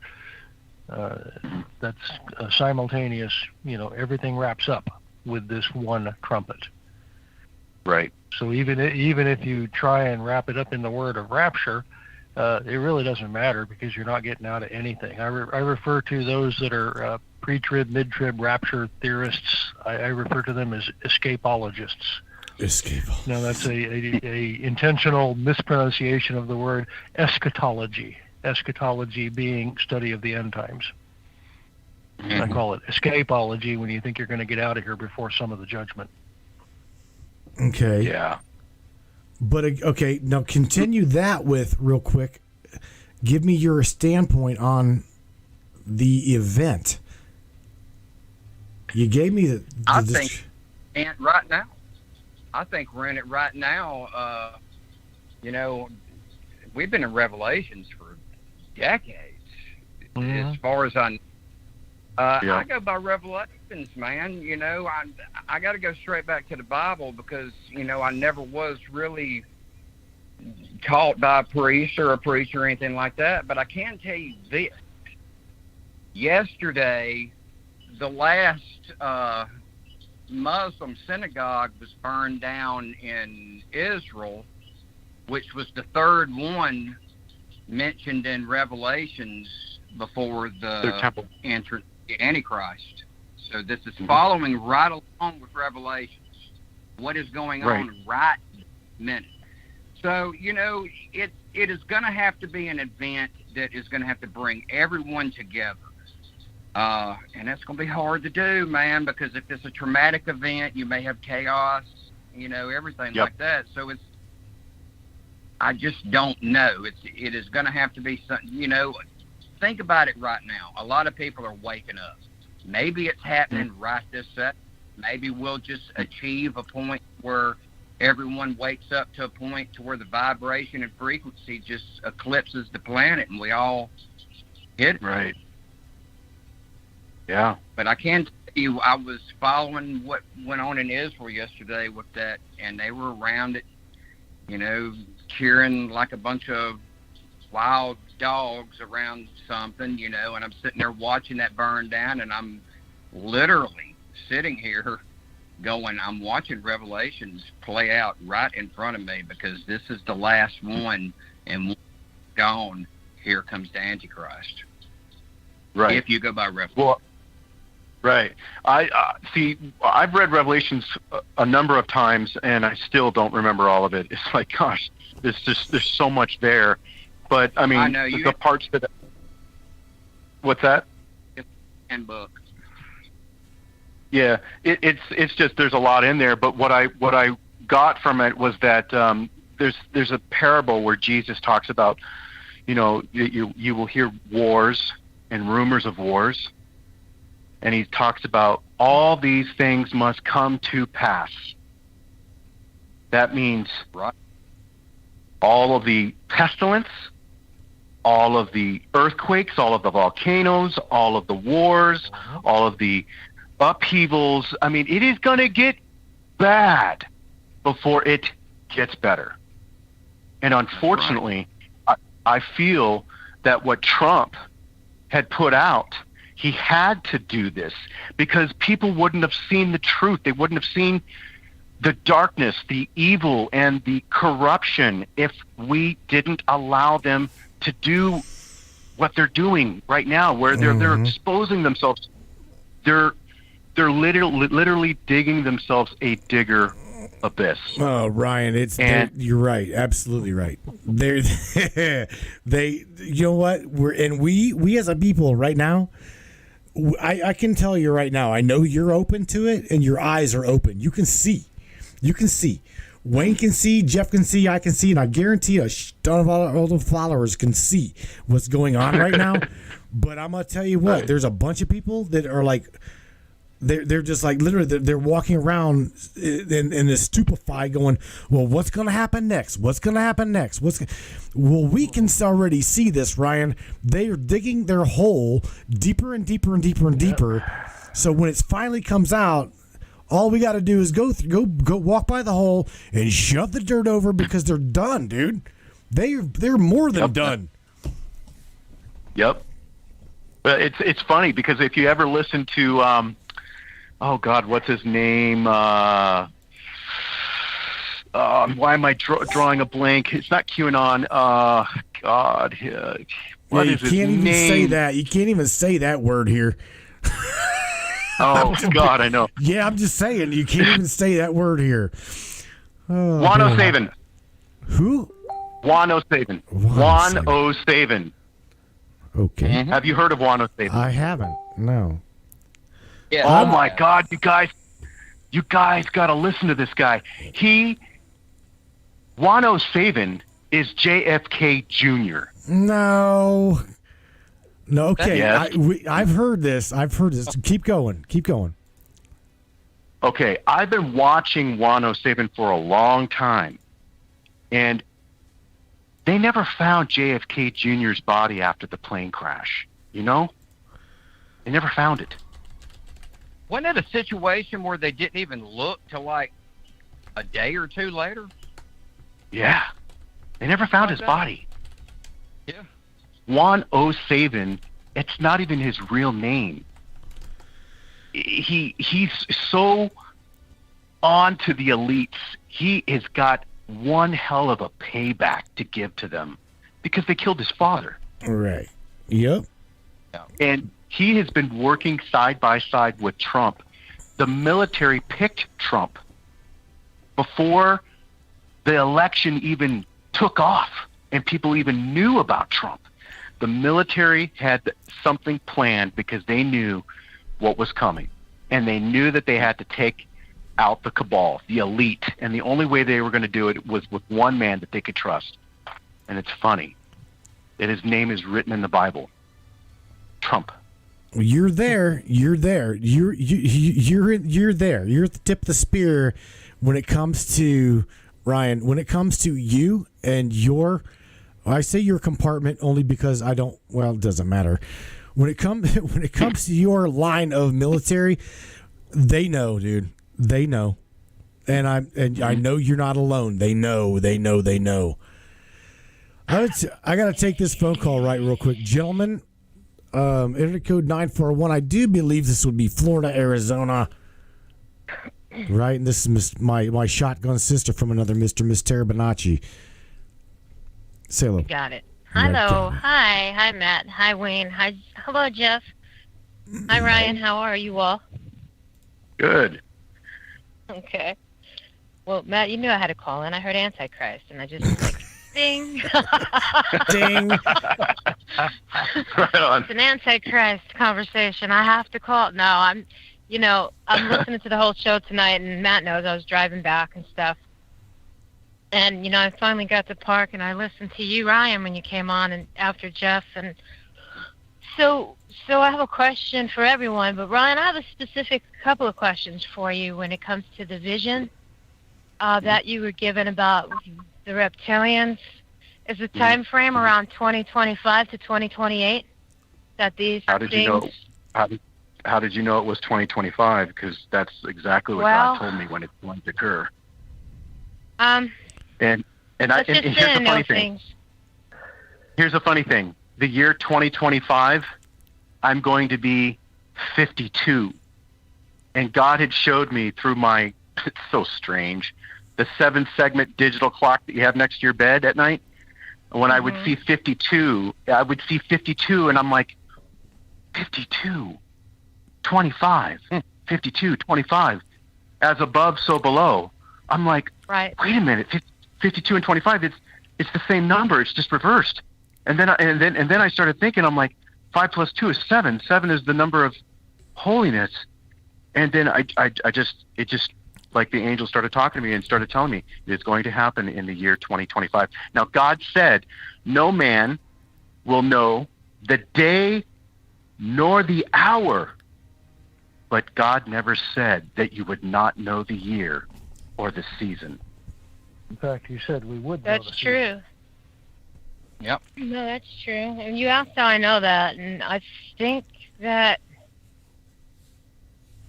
he's calling on a lot of people and showing a lot of people different signs in this current time we're in. But my other question was to all of you. Anybody can answer this.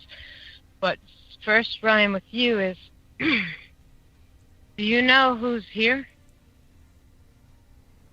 Say that again? Do you know Hello? who is here? Meaning, do you know he's here, walking the earth The right now? The Antichrist? Uh-huh. I had a feeling about it, but I didn't want to say anything about it. I didn't want people to laugh at me. Well, the heck with them laughing at you. They're not going to laugh at you here. No. This is pretty heavy because this is going to divide a lot of people. But no, go ahead. Jeff, go ahead. Yeah. If I had to make a pretty good guess at it, I would say yes. Okay. Do you know who it is? Do I know who it is? Yeah. Have you been shown? People are going to laugh at me. People are going to laugh at me. No, I'll say it first. I'll say the initial. I'll say the backwards initial. It's Obama. KJ. You think it's Barack Obama. Why? Why? Because if you look up Barack Obama in Gematria, it's all there. And if you look up Barack Obama in the Torah, it breaks it all down. Lightning who fell from the sky. Barak. And a lot of people don't want to believe that because he's black. Oh, you're a racist. Well, shit. He could be white. I'm still a racist. You know, it's like... I'm racist to you, Antichrist, man. No, I'm right. No, right. I understand what you mean. I understand why you felt like you'd be laughed at. No, nobody's laughing at you, right, Matt? No, I'm not. I'm laughing at what he said about being called. I'm white. I'm a racist. Right? No, we get it. We definitely get it. It's so messed up. It is. It's Jeff, so messed up. Everybody here who's white is a racist. Yeah, right. Jeff, you. I heard you in the background saying. I think you got a name. Who you think it is? I would not be surprised at all if it was Barack Obama. If you look at the history of everything, I researched this clown before he ever became president. He was nothing but a communist community organizer. And, you know, unfortunately, we were in a decade where race mattered and they wanted an African-American president. Unfortunately, they just picked the wrong one, you know. But he was put in, you know. He was the king of Saudi Arabia. Was he paid for all kinds of schooling for him. And I know they had several interviews with people that were supposedly his classmates, and no one ever remembers seeing him at school. No one knows where he went to school. You know, exactly. The transparency of sealing all of his records. DNA descends in the Tutankhamun. Right. You know? But when go ahead. If you look at his history, man, I mean, you know, this isn't rocket science, everybody. It's not. And it's not. It really is, and all you got to do is look at the patterns of people. You know, a lot of us are awake right now because the New World Order, they just keep doing the same thing over and over and over again because it worked for centuries. But now it's not working, and we're watching them do the same thing over and over again, and we're like, man, what the hell's wrong with you guys, dude? You know, we're not dumb. We see what you're doing. But you know, it's interesting. When what was your name that called in? What's your name, sweetie? I'm Kara. Kara. So, Kara, when Barack Obama was in office, I was living on the East Coast, and I was living in Massachusetts at that time. And I was watching one of his speeches, and I was at home. I was working from home that day. And I had just got done praying really, really, really hard. And I was listening to him give this speech. And I heard the voice of the Lord come over me. And I heard Yahweh say to me, little horn, little horn. Blasphemy, which is right. Little horn. Right, right. And yeah, and here's the funny thing. When I said it with conviction, and I said it with so much conviction, he started choking on TV live when I said it. What? Well, I like it. So that's a little bit strange and a little bit weird as far as the timing is concerned. Very, very strange. well, since you're talking biblical and you're bringing up Obama, and I'm glad you came out with that, but so wouldn't you agree there's an Antichrist movement been going on, like Jeff mentioned, for decades, wherein you could, according to the Bible, that we are in, Revelations, and now we're, heading towards, according to the Bible, those times, Right. for sure. All right, now, so there's a movement, so you agree, of the Antichrist Yes. movement. It take a lot to bring the one man that will be known as the beast that takes the throne, correct? Terry, you Right. you left everybody hanging, okay? Literally everybody What? in the Matrix Mind sandbox is going. She stopped. You've got what? Who the hell is it? Tell us who you think it is, Tara. They're all freaking out. They're wanting to know. He's in Trump's camp, and it is not Barack Obama. I could be wrong. You think it's Ashton Kutcher, or not Ashton Kutcher, but what's his name? It is Jared. Ashton Kutcher. It is Kushner. his son-in-law. It is his son-in-law. I do think that. Think it's Jared Kushner? I hope I'm wrong. No, I hope I'm wrong. But This is the reason why I disagree. All arrows point to Jared Kushner, perhaps. Okay, From what I'm it could seeing be. and what I've been shown. It could be, but if you read Revelation and you see the Antichrist, he comes from a wealthy family, so that would fall into play. But he comes from a Muslim descent background. That what's his name? Jared Kushner does not come from a Muslim background. So Ryan, you're saying all criteria hasn't been met yet, right? Exactly. And if I had to go down a checklist, Barack Obama gets all the green check marks. Right. Jeff, sorry about that. You're like really Oh, low he for has some a reason. big hand in it to me. No, go ahead. Jeff, Low frequency? come back to me. What were you saying, buddy? I can't even remember what were we talking about? The passing of the torch. So who gets it? And that's what I'm saying. Everybody was like really, really wanting Tara's input of who she thought was the Antichrist coming, and that's what she said. I don't think we'll actually know until it fulfills the standing in the holy place where it ought not to be, claiming to be God. All right, I can't turn you up, Wayne. You got to talk louder than that. All right, the abomination that make us desolate, standing in the holy place. That's what we're waiting for, and it'll be obvious then. Who it actually is kind of immaterial. It's going to be a role to be played. Mm-hmm. And just about anybody could step into that role at that time. And there are many candidates. And yes, Mr. Lightning falling from heaven, Barack Obama, which is actually what that would sound like if you said lightning from heaven in Aramaic. It would sound exactly like Barack Obama. Yep. I always thought that was interesting. But those kind of things that line up throughout the world, everyone. Remember that. Well, The those planet those just things loves are always Barack in Obama. there, and yeah, Isn't those that things. what That wasn't his. Revelation That, right? that wasn't his real name anyway, so no telling. That may have Who, just been a Barry? setup just to distract us. Yeah, Barry Right. Soetoro or whatever the heck his name really was. Satora, right? Yeah, Chicago. Yeah. I mean, Chicago, Kenya, Indonesia. I don't know. Right. But Right. you know,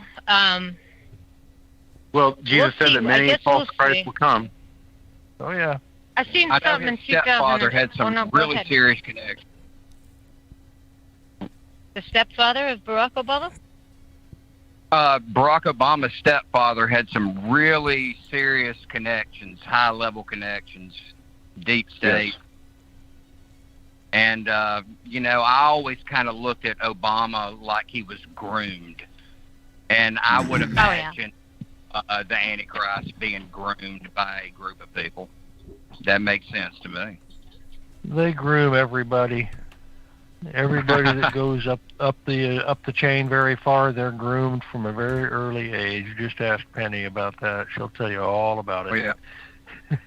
she's one of our she's one of the extremely deep in the nonsense people who has actually gotten out with most of her sanity and personhood intact. There you go. But yeah, if you want to know how that works down in there, ask her. She'll tell you.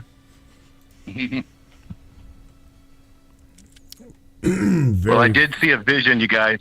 I did see another vision of Wormwood, or AKA Nibiru, whatever one is calling that they've been monitoring, Planet X. Mhm. I did see that vision, and I will describe that when I did see it, I was in Idaho, and but I bought a house at that time, and I saw my black car trailer, haul trailer, parked. I saw the long driveway. I saw me in my security enforcement attire. I put it back on again. I put my badge and my gun and my holster and all that back on again, because society had broke down to the point it was so bad that I had to literally perform CQ, Central Quarters security, on my own property. Now, of course, this has not happened yet.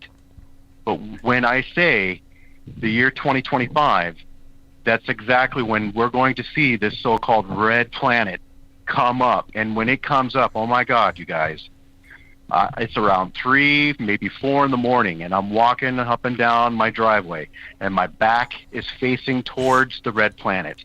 And as I walk towards the end of the driveway and I do an about face and I turn around, I see this massive, massive red planet, and it fills the whole entire sky.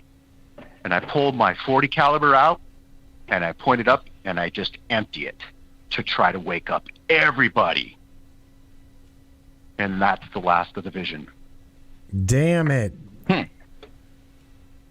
No, I have a question for you. Historically, if you research, you can research the cataclysms that have happened on this planet. It's some pretty intense research, but we have had some on this planet.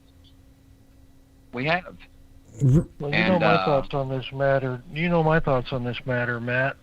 This is a round of what I refer to as Project Earth, Project Human. Mm-hmm. I have two very special ladies in my life, my wife and my daughter, who both have shared their nighttime dream travels to the same place. Now, my wife is not as severe, but she's obviously more experienced at it than my daughter. My daughter dances with death on a weekly basis, so she has what most would consider a near-death experience once or twice a week usually. But they have both independently described the exact same thing on the other side. And they are at a university. And within this university, like a lot of colleges, will have a statue of something important in the middle of campus, their founder or their mascot or something. In the middle of this university is Earth. Not a statue of Earth, but Earth. Earth is a class project at this university. This round is almost over.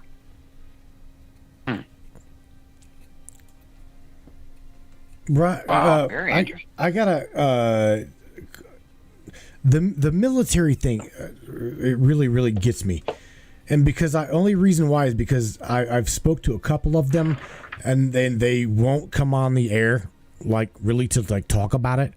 So now that we got Ryan here, I'm gonna and he's shared the story about the pyramid thing, his pyramid experience. Ryan, I gotta ask you, and I'm not you, dude. It's totally up to you. You can share it. You can share if you share.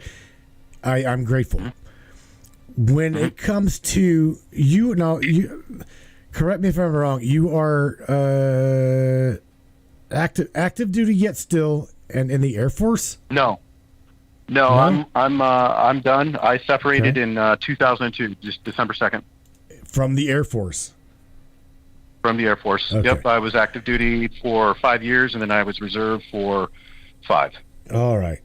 With what you just said, okay, how do you see what's going on, and it has been released by both the Air Force, the Navy, and the Pentagon when it comes to UFO disclosure? Where does your consciousness take that? Because all three of them are going, it's out there, and they've all released it. Right. Yeah, they're doing what I call Castle Rock, almost like what Trump did. They're trying to protect and cover their asses for the last 70 to 80 years that they've been covering up all the UFO technology and human abductions and all that stuff. They don't want that coming down on them. So they're going to release it and say, hey, we now see this. We don't understand what's going on, but UFOs are real. And we now are going to confirm and say that they're real so that they can CYA, cover their own asses. Right. And that's really the most basic of basic answers I could give to what they're doing. Because my whole life I've been studying and researching UFO technology. I've seen crazy technologies in the military that I know that are not UFO, like from extraterrestrial worlds. It was something that we reverse engineered. We've been doing it for a long time, and I know that the different branches of the military have to come forward now and disclose, because they now have a new, what do they call it, a Space Force, which is the newest fifth branch of the military, an extension of the Air Force. But here's the thing. When I was in the military, we knew about the dark side, the dark Air Force. That's what we called it. But now they come out and call it the Space Force. And I know a lot of guys when I was serving that were confronted by security police and literally held at gunpoint and put a black hoodie over their head, and basically were told not to speak, not to answer their LMR, which is a land mobile radio, never to answer anything or ask any questions. And this happened to one of my older NCO friends of mine, and he swore up and down when I was an airman what he was telling me was true, and it actually happened. And what had happened was the Aurora, if you've ever heard of the Aurora project, it IFE'd, which is called an in-flight emergency. It took off from Nellis Air Force Base, and it landed at Mountain Home Air Force Base in Idaho, where I was stationed. Ain't no coincidence there, bro. It's there. I said there ain't no coincidence there. Right, exactly. And it's funny because one of the guys in the hydraulic shop, see, we were all told, we heard the radio come over, and it sounded like this: attention, attention, all radios, these nets. This is Mobile Operations Command. Please do not go outside onto the tarmac. Attention, attention, all radios on this net. This is Mobile Operations Command. Do not attempt to go out on the tarmac. We have an IFE inbound. Please, all shops comply. Egress complies. That's what we were. We were egress. I was ejection system specialist, so I'd make sure that the seats would eject. And this guy from hydraulic shop decided to go outside with his freaking camera and started taking pictures of it. He was never found again. He just like everything he is saying is spot on. Everything that he just said is exactly right. We've had technology. It's almost going on 100 years now if you calculate in the Germans. As far as disclosure goes, they may talk about what's flying around, but, the real disclosure should be what they have had for decades and technologies that they have hidden. Listen, men have died over speaking about this. Bill Snyder, Bill Cooper, Vladimir Zelensky vanished off the face of the planet. Nobody even knows what happened to him. Every single one of these guys were discussing this. They were involved in it. And it really is a tragedy that, that they made a deal with the devil. It really is. And I just don't see how they disclose that. I really don't. How do you disclose something like that? Well, they're going to disclose it. Well, they're going to do it very carefully through Project Bluebeam. It's a technology that they're going to release onto us, and they're going to stage it. They're going to see, people aren't going to know the difference between what's real and what's not real. So you're going to have holograms, and then you're going to have real extraterrestrials. So it's like people are going to lose their damn minds. You're right. I know. Ryan, we got to talk to you if you're willing. I got to talk to you off air, one-on-one, and I want you to get a hold of me and in touch with me on Facebook. Yes. Okay. Yep. Okay. And as soon as I get done with restricting, I'm son of a jail. bitch, are you on band too? Yep. Oh my God. Because I said Ilhan. I said. Oh, hello. We're here, bud. I said Ilhan Omar. I said that's absolutely trash, and Facebook put me in jail. Oh my God! Why is it all of the ones to just speak out? Jeff, you're on a ban. Right? I'm on a. All I did is I posted a video of a doctor discussing the adverse effects of the coronavirus vaccine. That'll get you banned. Man. Yeah, that will. Ryan, I don't know. Our favorite Luciferin friend James Harper's on a 30-day ban again. Oh yeah. I'll tell you what. I'm gonna. Hey, Ryan, do you grab a pen? Yep. Grab a pen and a pencil. Yep. Or I'm sorry, pen and a piece of paper. Okay, hold on. I'm in a hotel. I should have a pen somewhere. He's a traveling man, not to be confused with a Mason. Okay, hold on a second. All right. I'm loving this talk. See what I tell you, Jeff. I told you. The talks just they go the way they're gonna go. Yep. Yeah. Okay, hold on. I'm looking for a note. Write it down. Now, mind you, Tara, she's quiet. The absolute tragedy of all of this is the technologies that they have hidden from mankind. Healing technologies, free energy, stuff like that. Absolutely. Again, it's all to keep everyone a slave to oil and paying for power. It truly is just an absolute tragedy. I believe that, and I agree with you. See, Ryan's not the only one that has disclosed that. It's probably been around 70 years. Yeah, the difference between Nikola Tesla and the guy who actually won out with electricity was being a businessman, as in we're going to make money and make you pay for everything, or versus being I just want to give technology to humans. That's it. That is it. You can't money. We use like 60 of Tesla's. We use like 60 of Tesla's patents on a daily basis and don't even know his name. No, we do. We do. Most people. Well, we were shared. There's a lot more than that. That is truly a tragedy. Oh yeah. I mean, just all of them. I mean, the computer wasn't patented because of a patent Tesla had. Right. Oh yeah. What the government did to that man was an absolute. I mean, it is just an incredible tragedy what they did to that man. It is great research for anyone that hasn't looked into it. Oh yeah. He died penniless and and almost on the street, and all of his work was all snarfed up and hidden away from humanity immediately. What we didn't already know about. Well, you guys, I do believe that there's technology that's gonna be coming out a lot like some other military guys that I've spoke to. That there's you can't. Here's the thing: some people, we're not even really ready for it.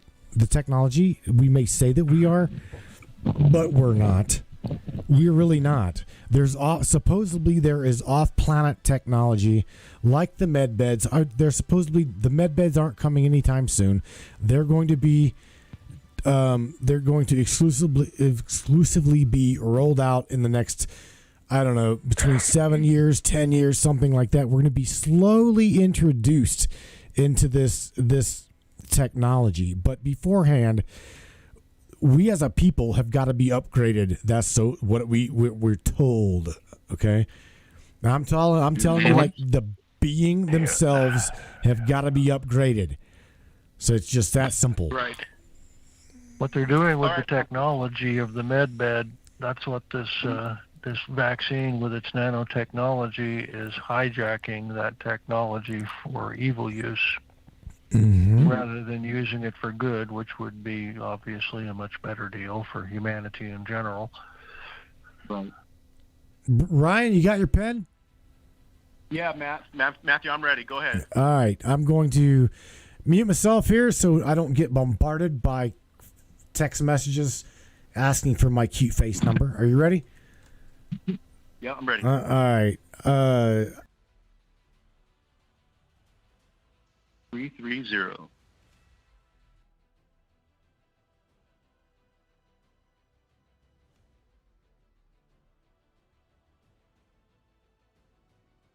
Got it.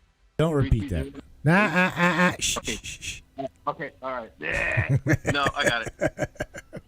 You text me, I'll somehow get a hold of you, and I would love, if you are willing, again, even if you don't want to, it's totally up to you. I would like you to be part of our high technologies chat.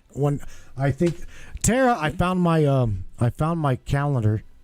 Did you? Yeah, I did. It's in the other room, but I don't have it right in front of me. Good. So nevertheless, I got, coming towards the end of the month, Ryan and everybody else, a high technologies chat. We've already kind of discussed a lot of, like, I think what led me into this was the 100 years of evolvement in our technology. And I'm like, maybe we should just talk about high strangeness, like high strange technology. Hell yeah. We're talking med beds, futuristic flying cars, all of this stuff that people think, the Jetsons don't exist. Contrary, you just don't see it. They just don't see it. It's like that movie that George Clooney was in. What was it? What was Solaris? it? No, where this girl would pick up a pen and she was in a whole different world. And I'm Ryan, speak up, bro. I can't hear you. Oh. Okay. There you sorry, I go. was on speaker. There you go. Yeah, that movie that George Clooney was in, where that girl was with him, and it was like a futuristic movie where she would pick up a pen and she saw herself in another world. And I'm trying to remember the name of that movie. It's just a few years ago. Tomorrow, I think. Tomorrowland. Yeah, it's a weird Yeah. one. Yeah, and that's what that That's a trip. kind of reminds me of what Matthew was saying. Like, the George Jetsons, I bet you the elites are actually living like that, and we just don't see it because they're on a whole nother dimension of their technology. They absolutely are. Mm-hmm. We need to discuss that. Imagine if we had those Mach 2 magnetic rail trains up here on the surface. You think that'd put Chevron out of business? Yeah. Ain't he a smart ass? Let's just bring him out. There's a reason it's underground. Yeah, right. There's a reason For sure. Well, look, I've got 5 of you here, and this is gonna take a minute. This will definitely take a minute. I'm glad that you guys got together with me and opened up your minds and spoke to one another about the life after life. And I love talking to you, Ryan, about thank you so much for sharing your story. That totally kicked ass, bro. That was amazing. Well, yeah, it's the truth, man. And I don't know what to say, to be honest. I want to say, yeah, it was just all a joke, guys. Have a nice life, and to just carry on throughout your day. But it's not like that. And I honestly want to wake up from the fucking nightmare, and I can't. Soon, my dear brother, something's gonna happen, and we will. We definitely will. Yeah.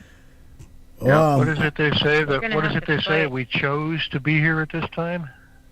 Yeah. My reply to that is, when I get out of this, I'm going to kick my ass. Yeah. Kick your own ass. Literally. Wayne Stewart, you were the first one to call, so you're going to be the first one to say goodnight to everybody, and on a positive note, right, bro, just say your piece. Well, on a positive note, I mean, that same thing that makes me want to kick my own ass for being here, there's a reason we chose to be here. And it isn't to go down. It is to succeed and to graduate this round of Project Earth, Project Human. Mm-hmm. So keep your eye on the prize and don't give up the fight. That's right. That's right. Awesome deal, Brian. All right, buddy. Thank you for calling me. I'm gonna let you jump, and Yep. I do. I appreciate you. We all appreciate you. Thank you, sir. Good night to you, Wayne. Good night, Wayne. He's out. See you later, Wayne.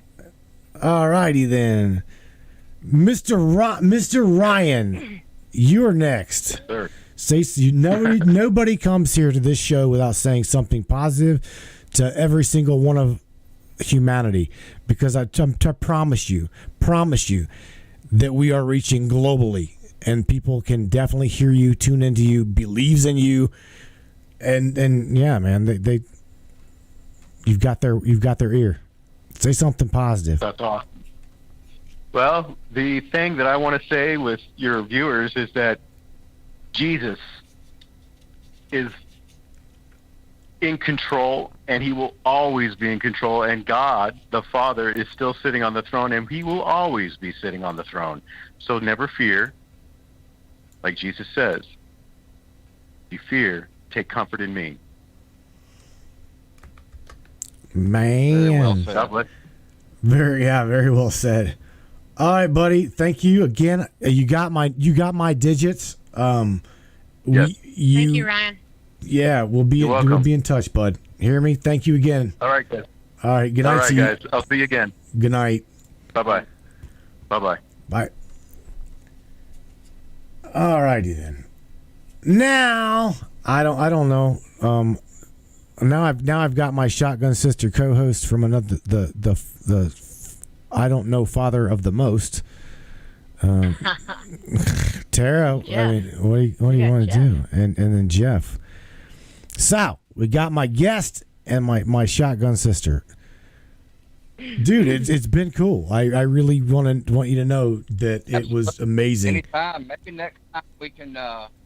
Maybe next time we can have a little extended discussion on everything, on the after effects of everything that went on. You know, we can maybe get into more of the astral projection and stuff. All right.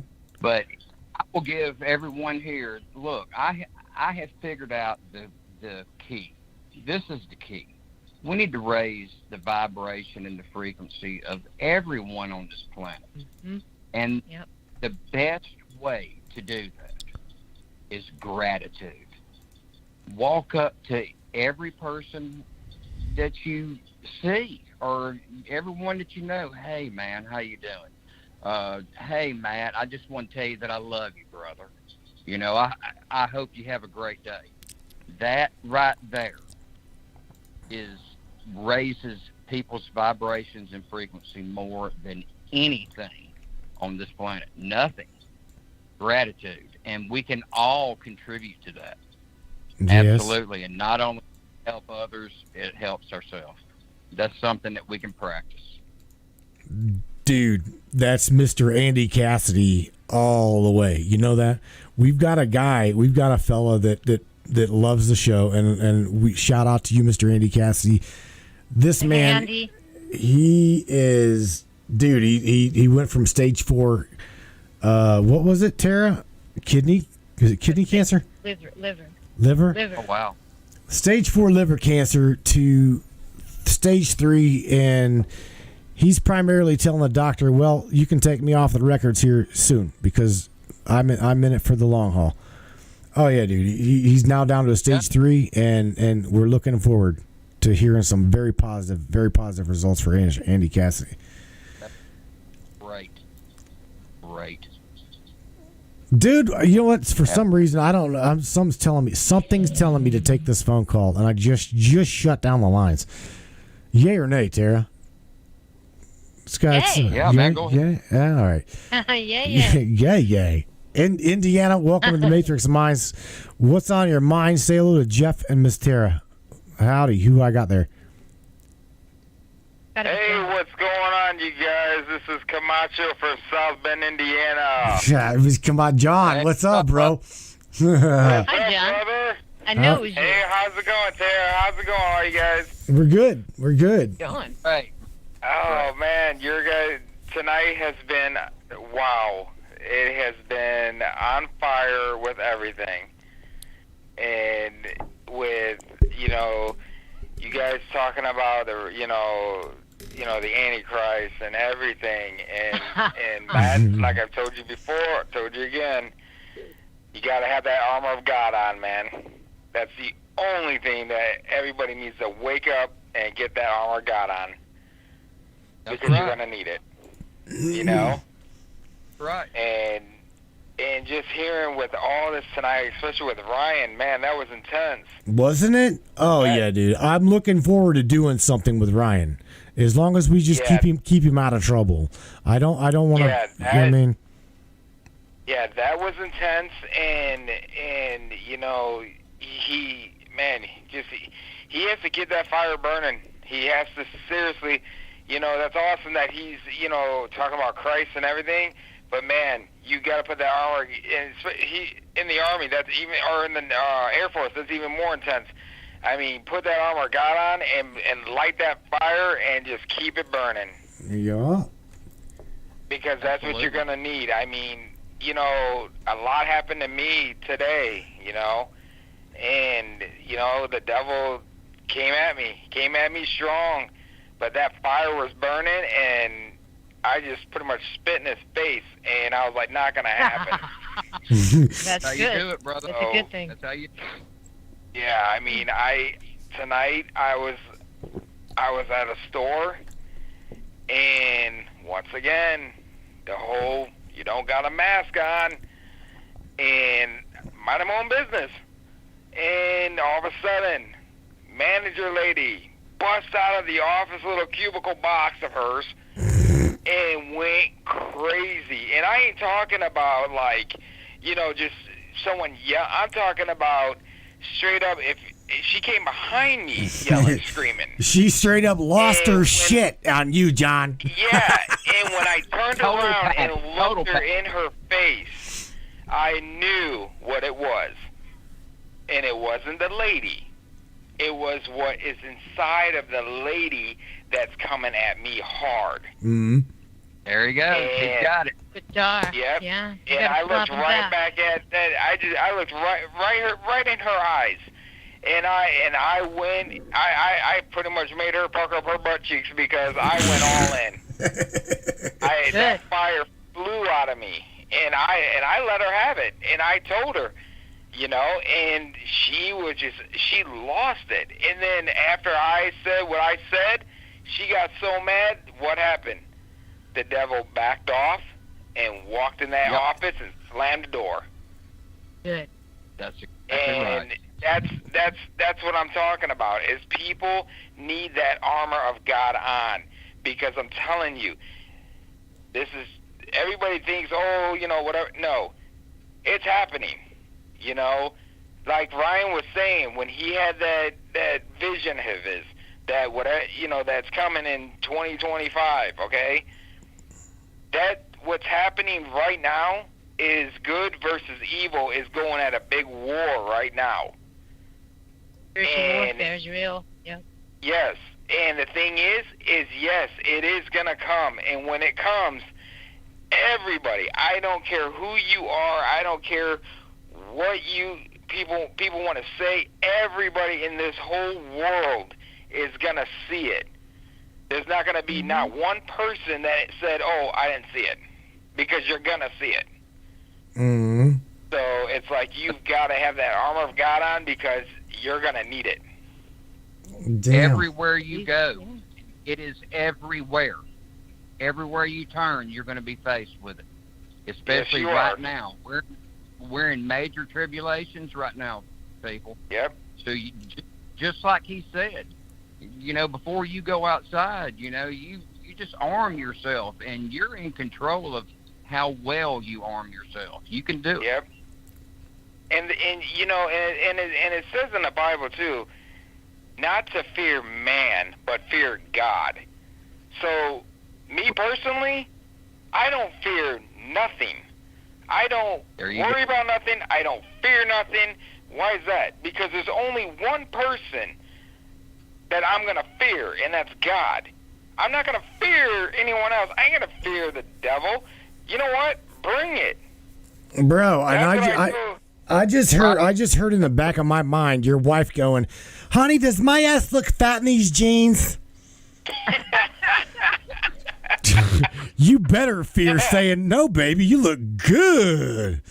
Yeah, but like I was saying, though, Matt, you're sick. I know, right? but like I'm saying, though, I just, people just, there's so much happening, and everybody just needs to seriously wake up before it's too late. Yeah. Because then it's like, they're. I think we're at the point, John. I think we're at the point where we're on the show trying to wake people up all the time, right? By stories and having guests and then calling nights and talking about all of this. Yep. There's just going to be some people, sadly, that don't. Yep. And there's going to be people that are going to think that you're crazy. They're going to think that you're nuts, that you've lost it. But you know what? In the end, you know what those people are going to think? I should have listened. But you know what? It's too late. So, and if we go to the handbook, remember, we got the handbook, Revelations. Yep. Everything the handbook. Start reading it. Everything you're saying is right in there writing. Yeah, and like you guys were saying tonight with the light and everything, and with what Jeff was saying about what all happened and everything, and Matt, like I told you before about what happened to me, I've been down that road, but I went toward the light. I was actually there, and even though I was in a coma for 2.5 weeks, I was there, and I felt like I was there forever. Like it's like I was there for years. Like it was like, man, So when I was listening to everything you guys were talking about tonight on this, it was just like hitting right on spot on everything, and I was just like, yeah. It's like you better have that armor of God on, because you're gonna need it. Well, can I tell you something, all of you? Because I've got a really, really good friend of mine saying, if we're waiting on God, isn't that like trusting in an even older plan? That would be... Let me tell you what I think. Okay. The armor of God is controlled by us. Good. Very good. It's controlled by us. Like we just mentioned, some people are going to make it, some people are not. This is spiritual warfare. This spiritual evolution that we're going through right now. As mentioned in Revelations, some people will make it, some people will not. That's just the way that it is. But for those of us that want this spiritual awakening, this armor of God that he is talking about, if you will put that on, if you will have that on you at all times, not only does it help you, it helps others. It raises everything on the planet. And it is so important. This is a great call because what he's saying is exactly right. Exactly right. You have to have that attitude. The only way we're going to make it through this is if every person has his attitude. Correct. And the thing is God says that also that with that fire burning inside of you, it is going to be like Matt, like you've been talking in the past, it's going to be like a beak of light that they're going to see on you, and they're going to be like, whoa, there's something different about him. See, John, I don't look at it as a religion. I look at it as a more. Here's the thing. I've dropped the religious thing. I've dropped that religious curtain, and I follow. Again, dude. I love you all. Whether you're Christian, you're Muslim, you're Hindu, you're Buddhist, as long as you inside you have got a light of love, and a moral compass that points to that magnetic north. Which is, to me, you want truth for humanity, you want truth for what's real, you don't want to be lied to anymore, and you want to expose what's been hidden. To me, that is what matters. I'm like dropping religion. I am going for my magnetic compass points north. You can see the light of truth within me. How can I be destroyed by my creator for wanting to do that and teach that and share that? Do you see what I'm saying? Well, we need to remember, listen, religion was created by man. Yes. And through the research and so much extended research that I've done, they have twisted religion to where we're fighting against each other. And that was by design. Historically, that is just what they have been doing. Mm-hmm. All by design. And it's coming to an end, and this, as far as religion goes, I have no problem with any religion whatsoever. But I firmly believe this is more spiritual, and we are all connected to a higher level, a higher consciousness, a God. We are absolutely 100%. So it doesn't take a religion for you to take that path.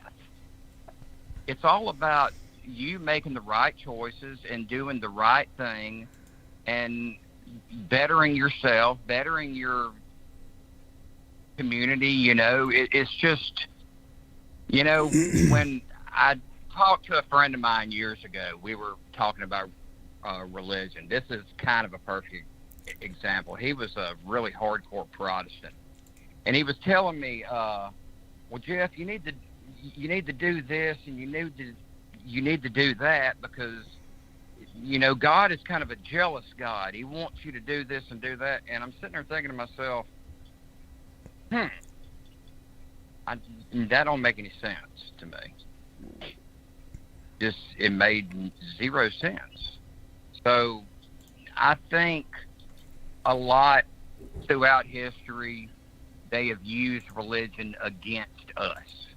I think overall religion is something that brings people together. It raises their vibrations. It raises their love factor for everyone around them. But the powers that be have manipulated, and as you can see what's going on in Israel and Palestine right now, all this is over religion. That is the foundation of it, and that's how they have perverted it. Well, yeah, and you like you were saying with Israel and everything, if you really look at it, why is everybody fighting so much to get to Israel? Why is that? Well, good question. Israel's a really tricky situation. I look at Israel from three different standpoints. You have the Israeli people and you have the Palestinian people who, for the most part, get along. Okay? You have the state of Israel, which was created by an elite family. I'm not sure if I can say their name. Everybody knows who they are. They were behind the creation of Israel. I knew we were in Revelations at that point in history. So, there's years and centuries ago, the Jewish faith more or less split apart. You had what is called the Khazarian Jews, which was, they were kind of hooked on the Solomon part of the Bible, and they took a different route. This is a situation where you have literally the deep state working both sides in this situation. But, I stand with the Israeli people. I don't stand with the Israeli government because there's just, if you do the research, you can find out that they're all New World Order and stuff like that. But, pretty much every leader on the planet is at this point. But I don't know, man. Israel's such a tricky situation because it was created by the elite. What if I gotta stop you, Jeff? They created it to instigate. Why I said I gotta stop you? What if I told you that there is now this is coming from someone I've spoken to. What if I told you that I was told that there is a massive, massive portal somewhere around the Dome of the Rock, or maybe even in the Dome of the Rock? Hell, I don't know. I was just shown and I was just told around Israel, okay, in the Dome of the Rock, there is quote unquote a portal. It's quite possible. There's several on this planet. So now, with that being said, what characteristics and what avenue does religion play any part in any of that? What's religion got to do with what's going on with Israel and Palestine? Yeah, where does religion fall into this entire category, good or evil? Where? I believe it just depends on what the intent of the individual. Bingo. Case in point. Right. We got the Pope over there. Everybody knows what's going on with that. Well, at the same time, we got bishops and cardinals over here in the United States speaking out against the Pope. Mm-hmm. So we can't crucify the whole Catholic Church. We can just crucify those who took it over centuries ago. Oh. You know what I'm saying? Yeah, you're right. There is some good intent. There is good intent. And dogma. Dogma, bro. I Dogma. just don't think religion has anything to do with what's going on in Israel and Palestine, because I can tell you right now I know for a fact the citizens there get along just fine if the governments would just stop their crap. I agree with that. I do. That they would, but we're going back to we got to reestablish a new world order here. That's like over here in the States, They're literally trying to start a civil war right now so the UN can swoop in and save the day. You know what I'm saying? Well, let's end it with that one, because blue helmets, let's just say the color blue makes really, really, really good targets. It's a brilliant color. Absolutely. They make good roofing shingles too, bro. Right? They make good roofing shingles too. Wow. Jeff, look, I'm out of time. I'm running out, getting close to that 3-hour mark. I've got to leave some room for sponsorship. Let's go, brother. Dude, it's been awesome. It really has. It's been awesome for you and being with you. Anytime, man. Anytime. Got to have you on the Tech Talk. if I can get Ryan and some other guys to come together and let's have a high technology conference. You game? Absolutely. Cool. You can count me up. I Awesome. got some pretty good research knowledge on that subject. All right, Mr. Jeff Mitchell, say goodnight to everybody. But before you do, say some love, bro. Hey, look, I want everyone to go out tomorrow and do me one favor. One thing. It's just for tomorrow. It's going to be hard, but do this. Do not pay attention to any politics whatsoever tomorrow. If you have to turn your phone off, do it. Do not get on Facebook. Do not do any of that. I want you to have a normal day, and when you see your family, I want you to walk up and tell them that you love them, hug them, and I try to make it a pattern. I'm not saying never turn your phone on again, okay? But I'm just saying all this negativity in the world affects us. It affects our bodies. It affects our minds. It affects everything. I can go ahead and tell each and every one of you, everything's going to be fine. Everything's going to be fine. You don't have to worry about nothing. And I've read the end of the book. We win. God wins. So therefore, I don't want you to worry about nothing as far as that goes. But just do it one day tomorrow. Spend one day with no politics. Don't even cut on the TV. I don't even have a TV. I got rid of mine. That's how sick of society that I was. But just try it for one day and just see how you feel. And just watch everyone around you. And I hope everyone has a wonderful night. Boom. I left you on the line here, John, so you could hear it. Hear me? Yep, I heard it, man. And hey, that's awesome, Jeff. And man, you just keep that fire burning, man, because it's definitely burning hard. I appreciate it, brother. Thank you so much. John, I'm going to let you go. Thanks for sharing. Hear me, buddy? John? Yep, I hear you, man. And All right. you guys take care also, man. All right. Take care of yourself. Good night, bro. Peace. Thanks, John. All right, see you guys later. All right. Bye. All right. Mr. Jeff, once again, my friend, I appreciate you spending time with me. Thank you for the absolutely awesome outro. And yeah, man, I don't know what to say. You killed it tonight. Thank you. Absolute brother. Anytime. All right. Good night to you. We'll catch you. We'll definitely catch you back. All right, everybody. Good night. Damn, Daniel. Damn. Oh. That was deep, T. That was very, very wow. Yeah, I like it. Shit, love it. That was great. She likes But it. you didn't think it was all going to go that way. Mikey likes it. She likes it. Life cereal. Oh, how cute that used to be. Damn. Yeah, that was deep. That was very deep topics.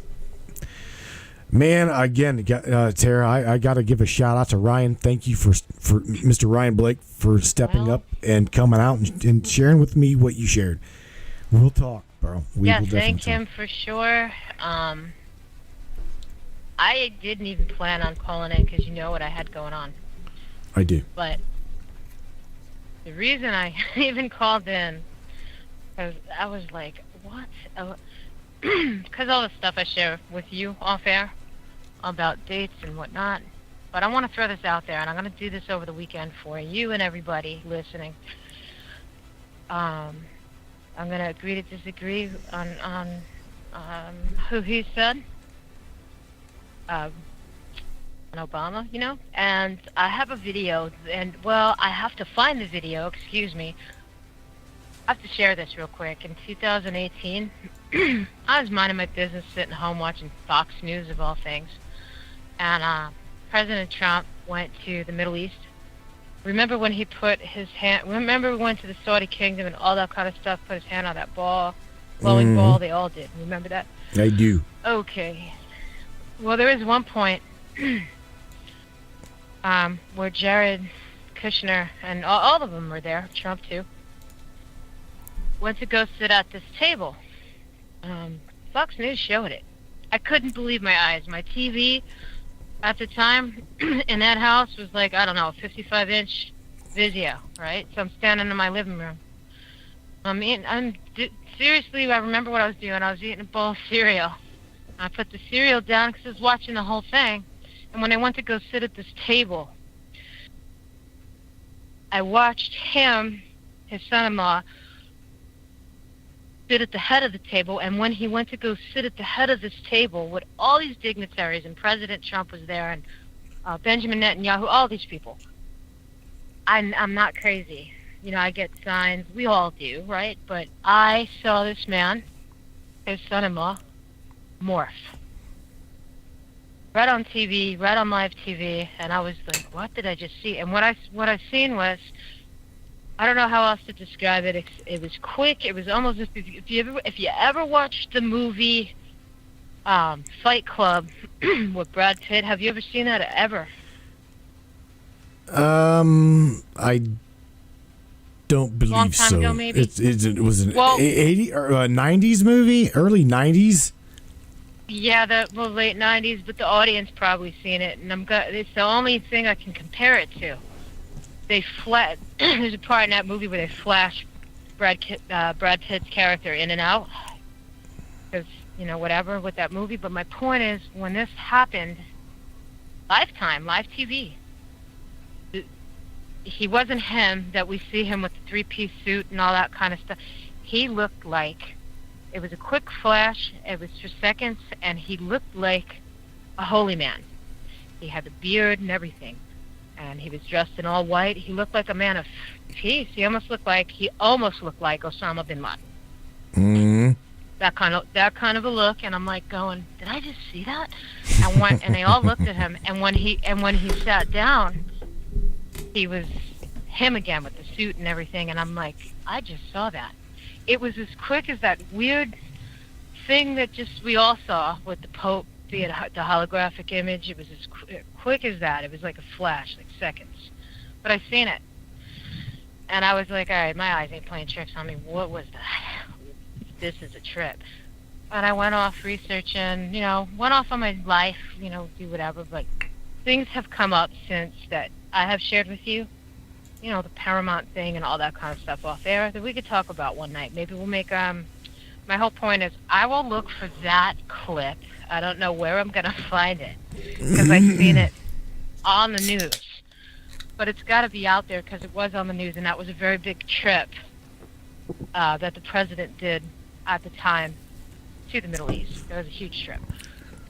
So I will go out of my way this weekend to find that, and when I do, I'm going to shoot it to you, because if I do find that, you got to show it, and we need to talk about that. We need to talk about we need to talk about it. We need to talk about it, and what little rabbit hole led myself down to even point my finger at this man. Okay. It's worth talking about.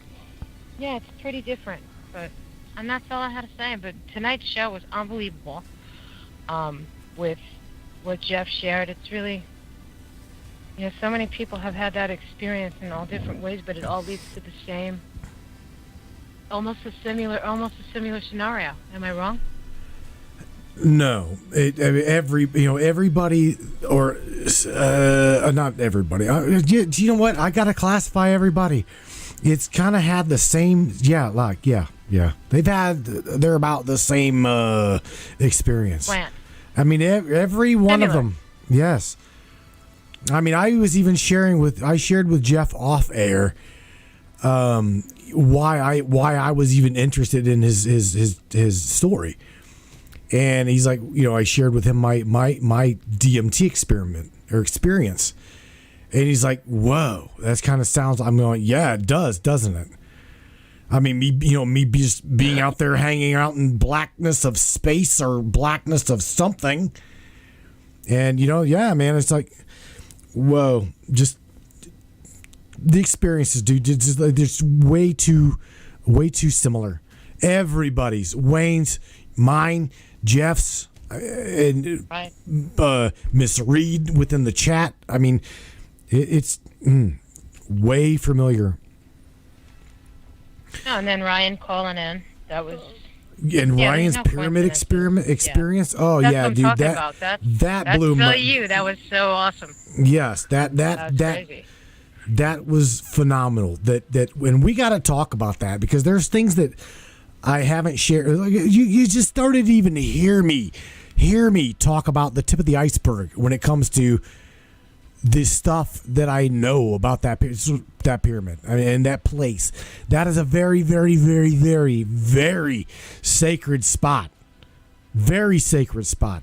And I gotta say something in conjunction to that. I mean, I even had to consult with a friend of mine, and all of you guys know her, that Alexa Jameson from Australia. Oh wow, yeah, I know that's it. Hi. I had to consult with her. I had a download that like pretty much had me take it back. I'm going, what did I just download here? What? I woke up and I'm like, instantly thought the pyramids are bad. It's just a mockery to humanity. Yada yada yada. I'm going, what? And I made a cup of coffee. I like processed the download. I'm going, wait a minute. Everything that I've been taught about the pyramid was all about mankind, all about humanity, all about the love of the builder race that helped create that. No, and I'm even Alexa's like, go into your heart space, Matt. Go into your heart space and really, really dig. And I gotta say, whoever the hell did voice to skull technology on me to try to brainwash me into thinking that shit was bad. Bad. Shame on you. Shame on you. I know that is a very sacred hominid spot for humanity. So shame on you for trying to put that little seed in my head. Sorry, the seed you just threw at me landed on complete concrete. And we all know what happens with seeds on concrete. Just get blown away. It never rooted. Take your shit somewhere else. I know. That's true. All right, Miss Tara, say some love, say some peace, man. I got 15 minutes for me to go bye.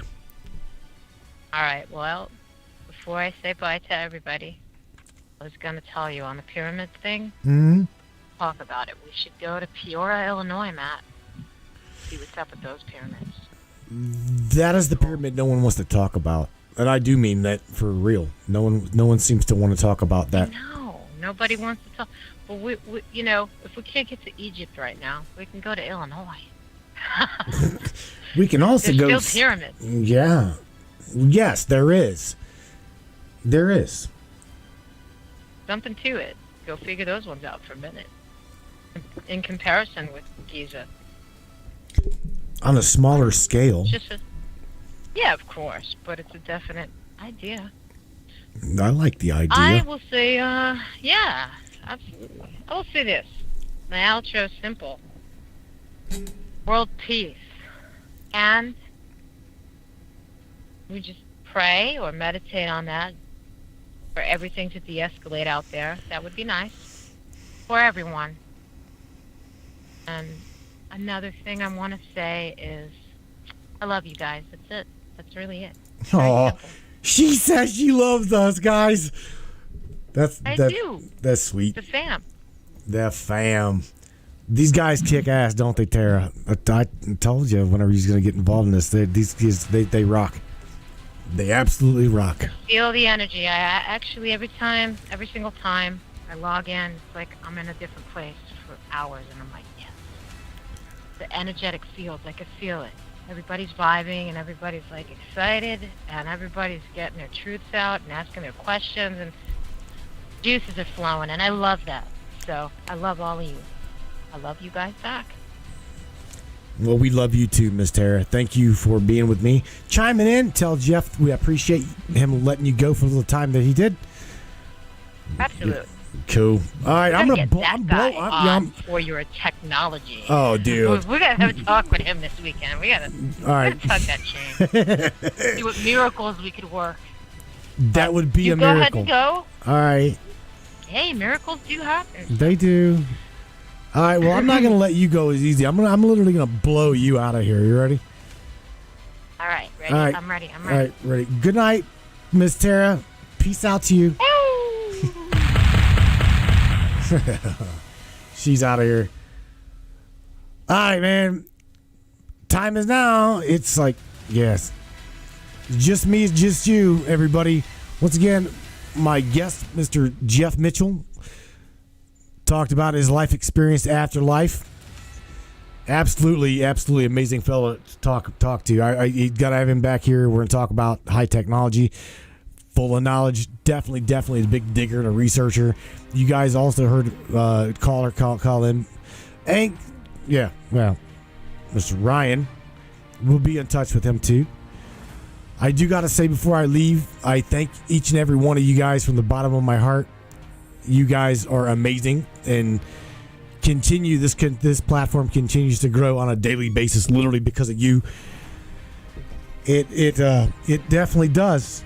You guys are with me and have been with me for a long time, and I want to share something with you about high strangeness and high technology. I'm talking to a young lady right now, thanks to Miss Alexa Jameson. I want to get her on as soon as I possibly can before she changes her mind. She won't. Seems like a good girl. She got a really good story, really kick-ass story. She was part of the SSP Alliance and participated in what's known as the 60 and Back. That's right, the 60 and Back secret space program. Everybody has heard that from Mr. Corey Good. He's been with Mr. David Wilcox on Gaia and David Wilcox channel. So it'd be really interesting to talk to her. I personally believe that is part of the secret space program / MK Ultra thing. So we'll have a talk with her about that. Hopefully she will be with me either this Friday, I hope and pray, or possibly next Friday. But nevertheless, wanted to let you know that that's coming up really soon. Other than that, you guys, Friday's almost around the corner. It's Thursday. Thursday, 1:15 in the morning, Eastern Standard Time. Yeah, man. You guys been with me for 3 hours. Thank you guys once again. You guys are the tip of the spear, my friends. Do not let anything at all change your heart. I see you in there, Miss Alexa. My heart's yours, everyone. Good night. I also seen where you're like, you're not going to let anything, nothing's going to change my heart. Tell you what, you got to really come at me hard. And even then, I don't believe that you got it within you to change me. I know where my heart is. I know where my heart lies. And it's magnetic north. I want the truth for myself as well as you guys. And you know what? You're with me in my journey. We are at the tip of the spear. We are the ones that question everything, my friends, even reality. Matt Turner with the Matrix Minds. Love you. Peace out.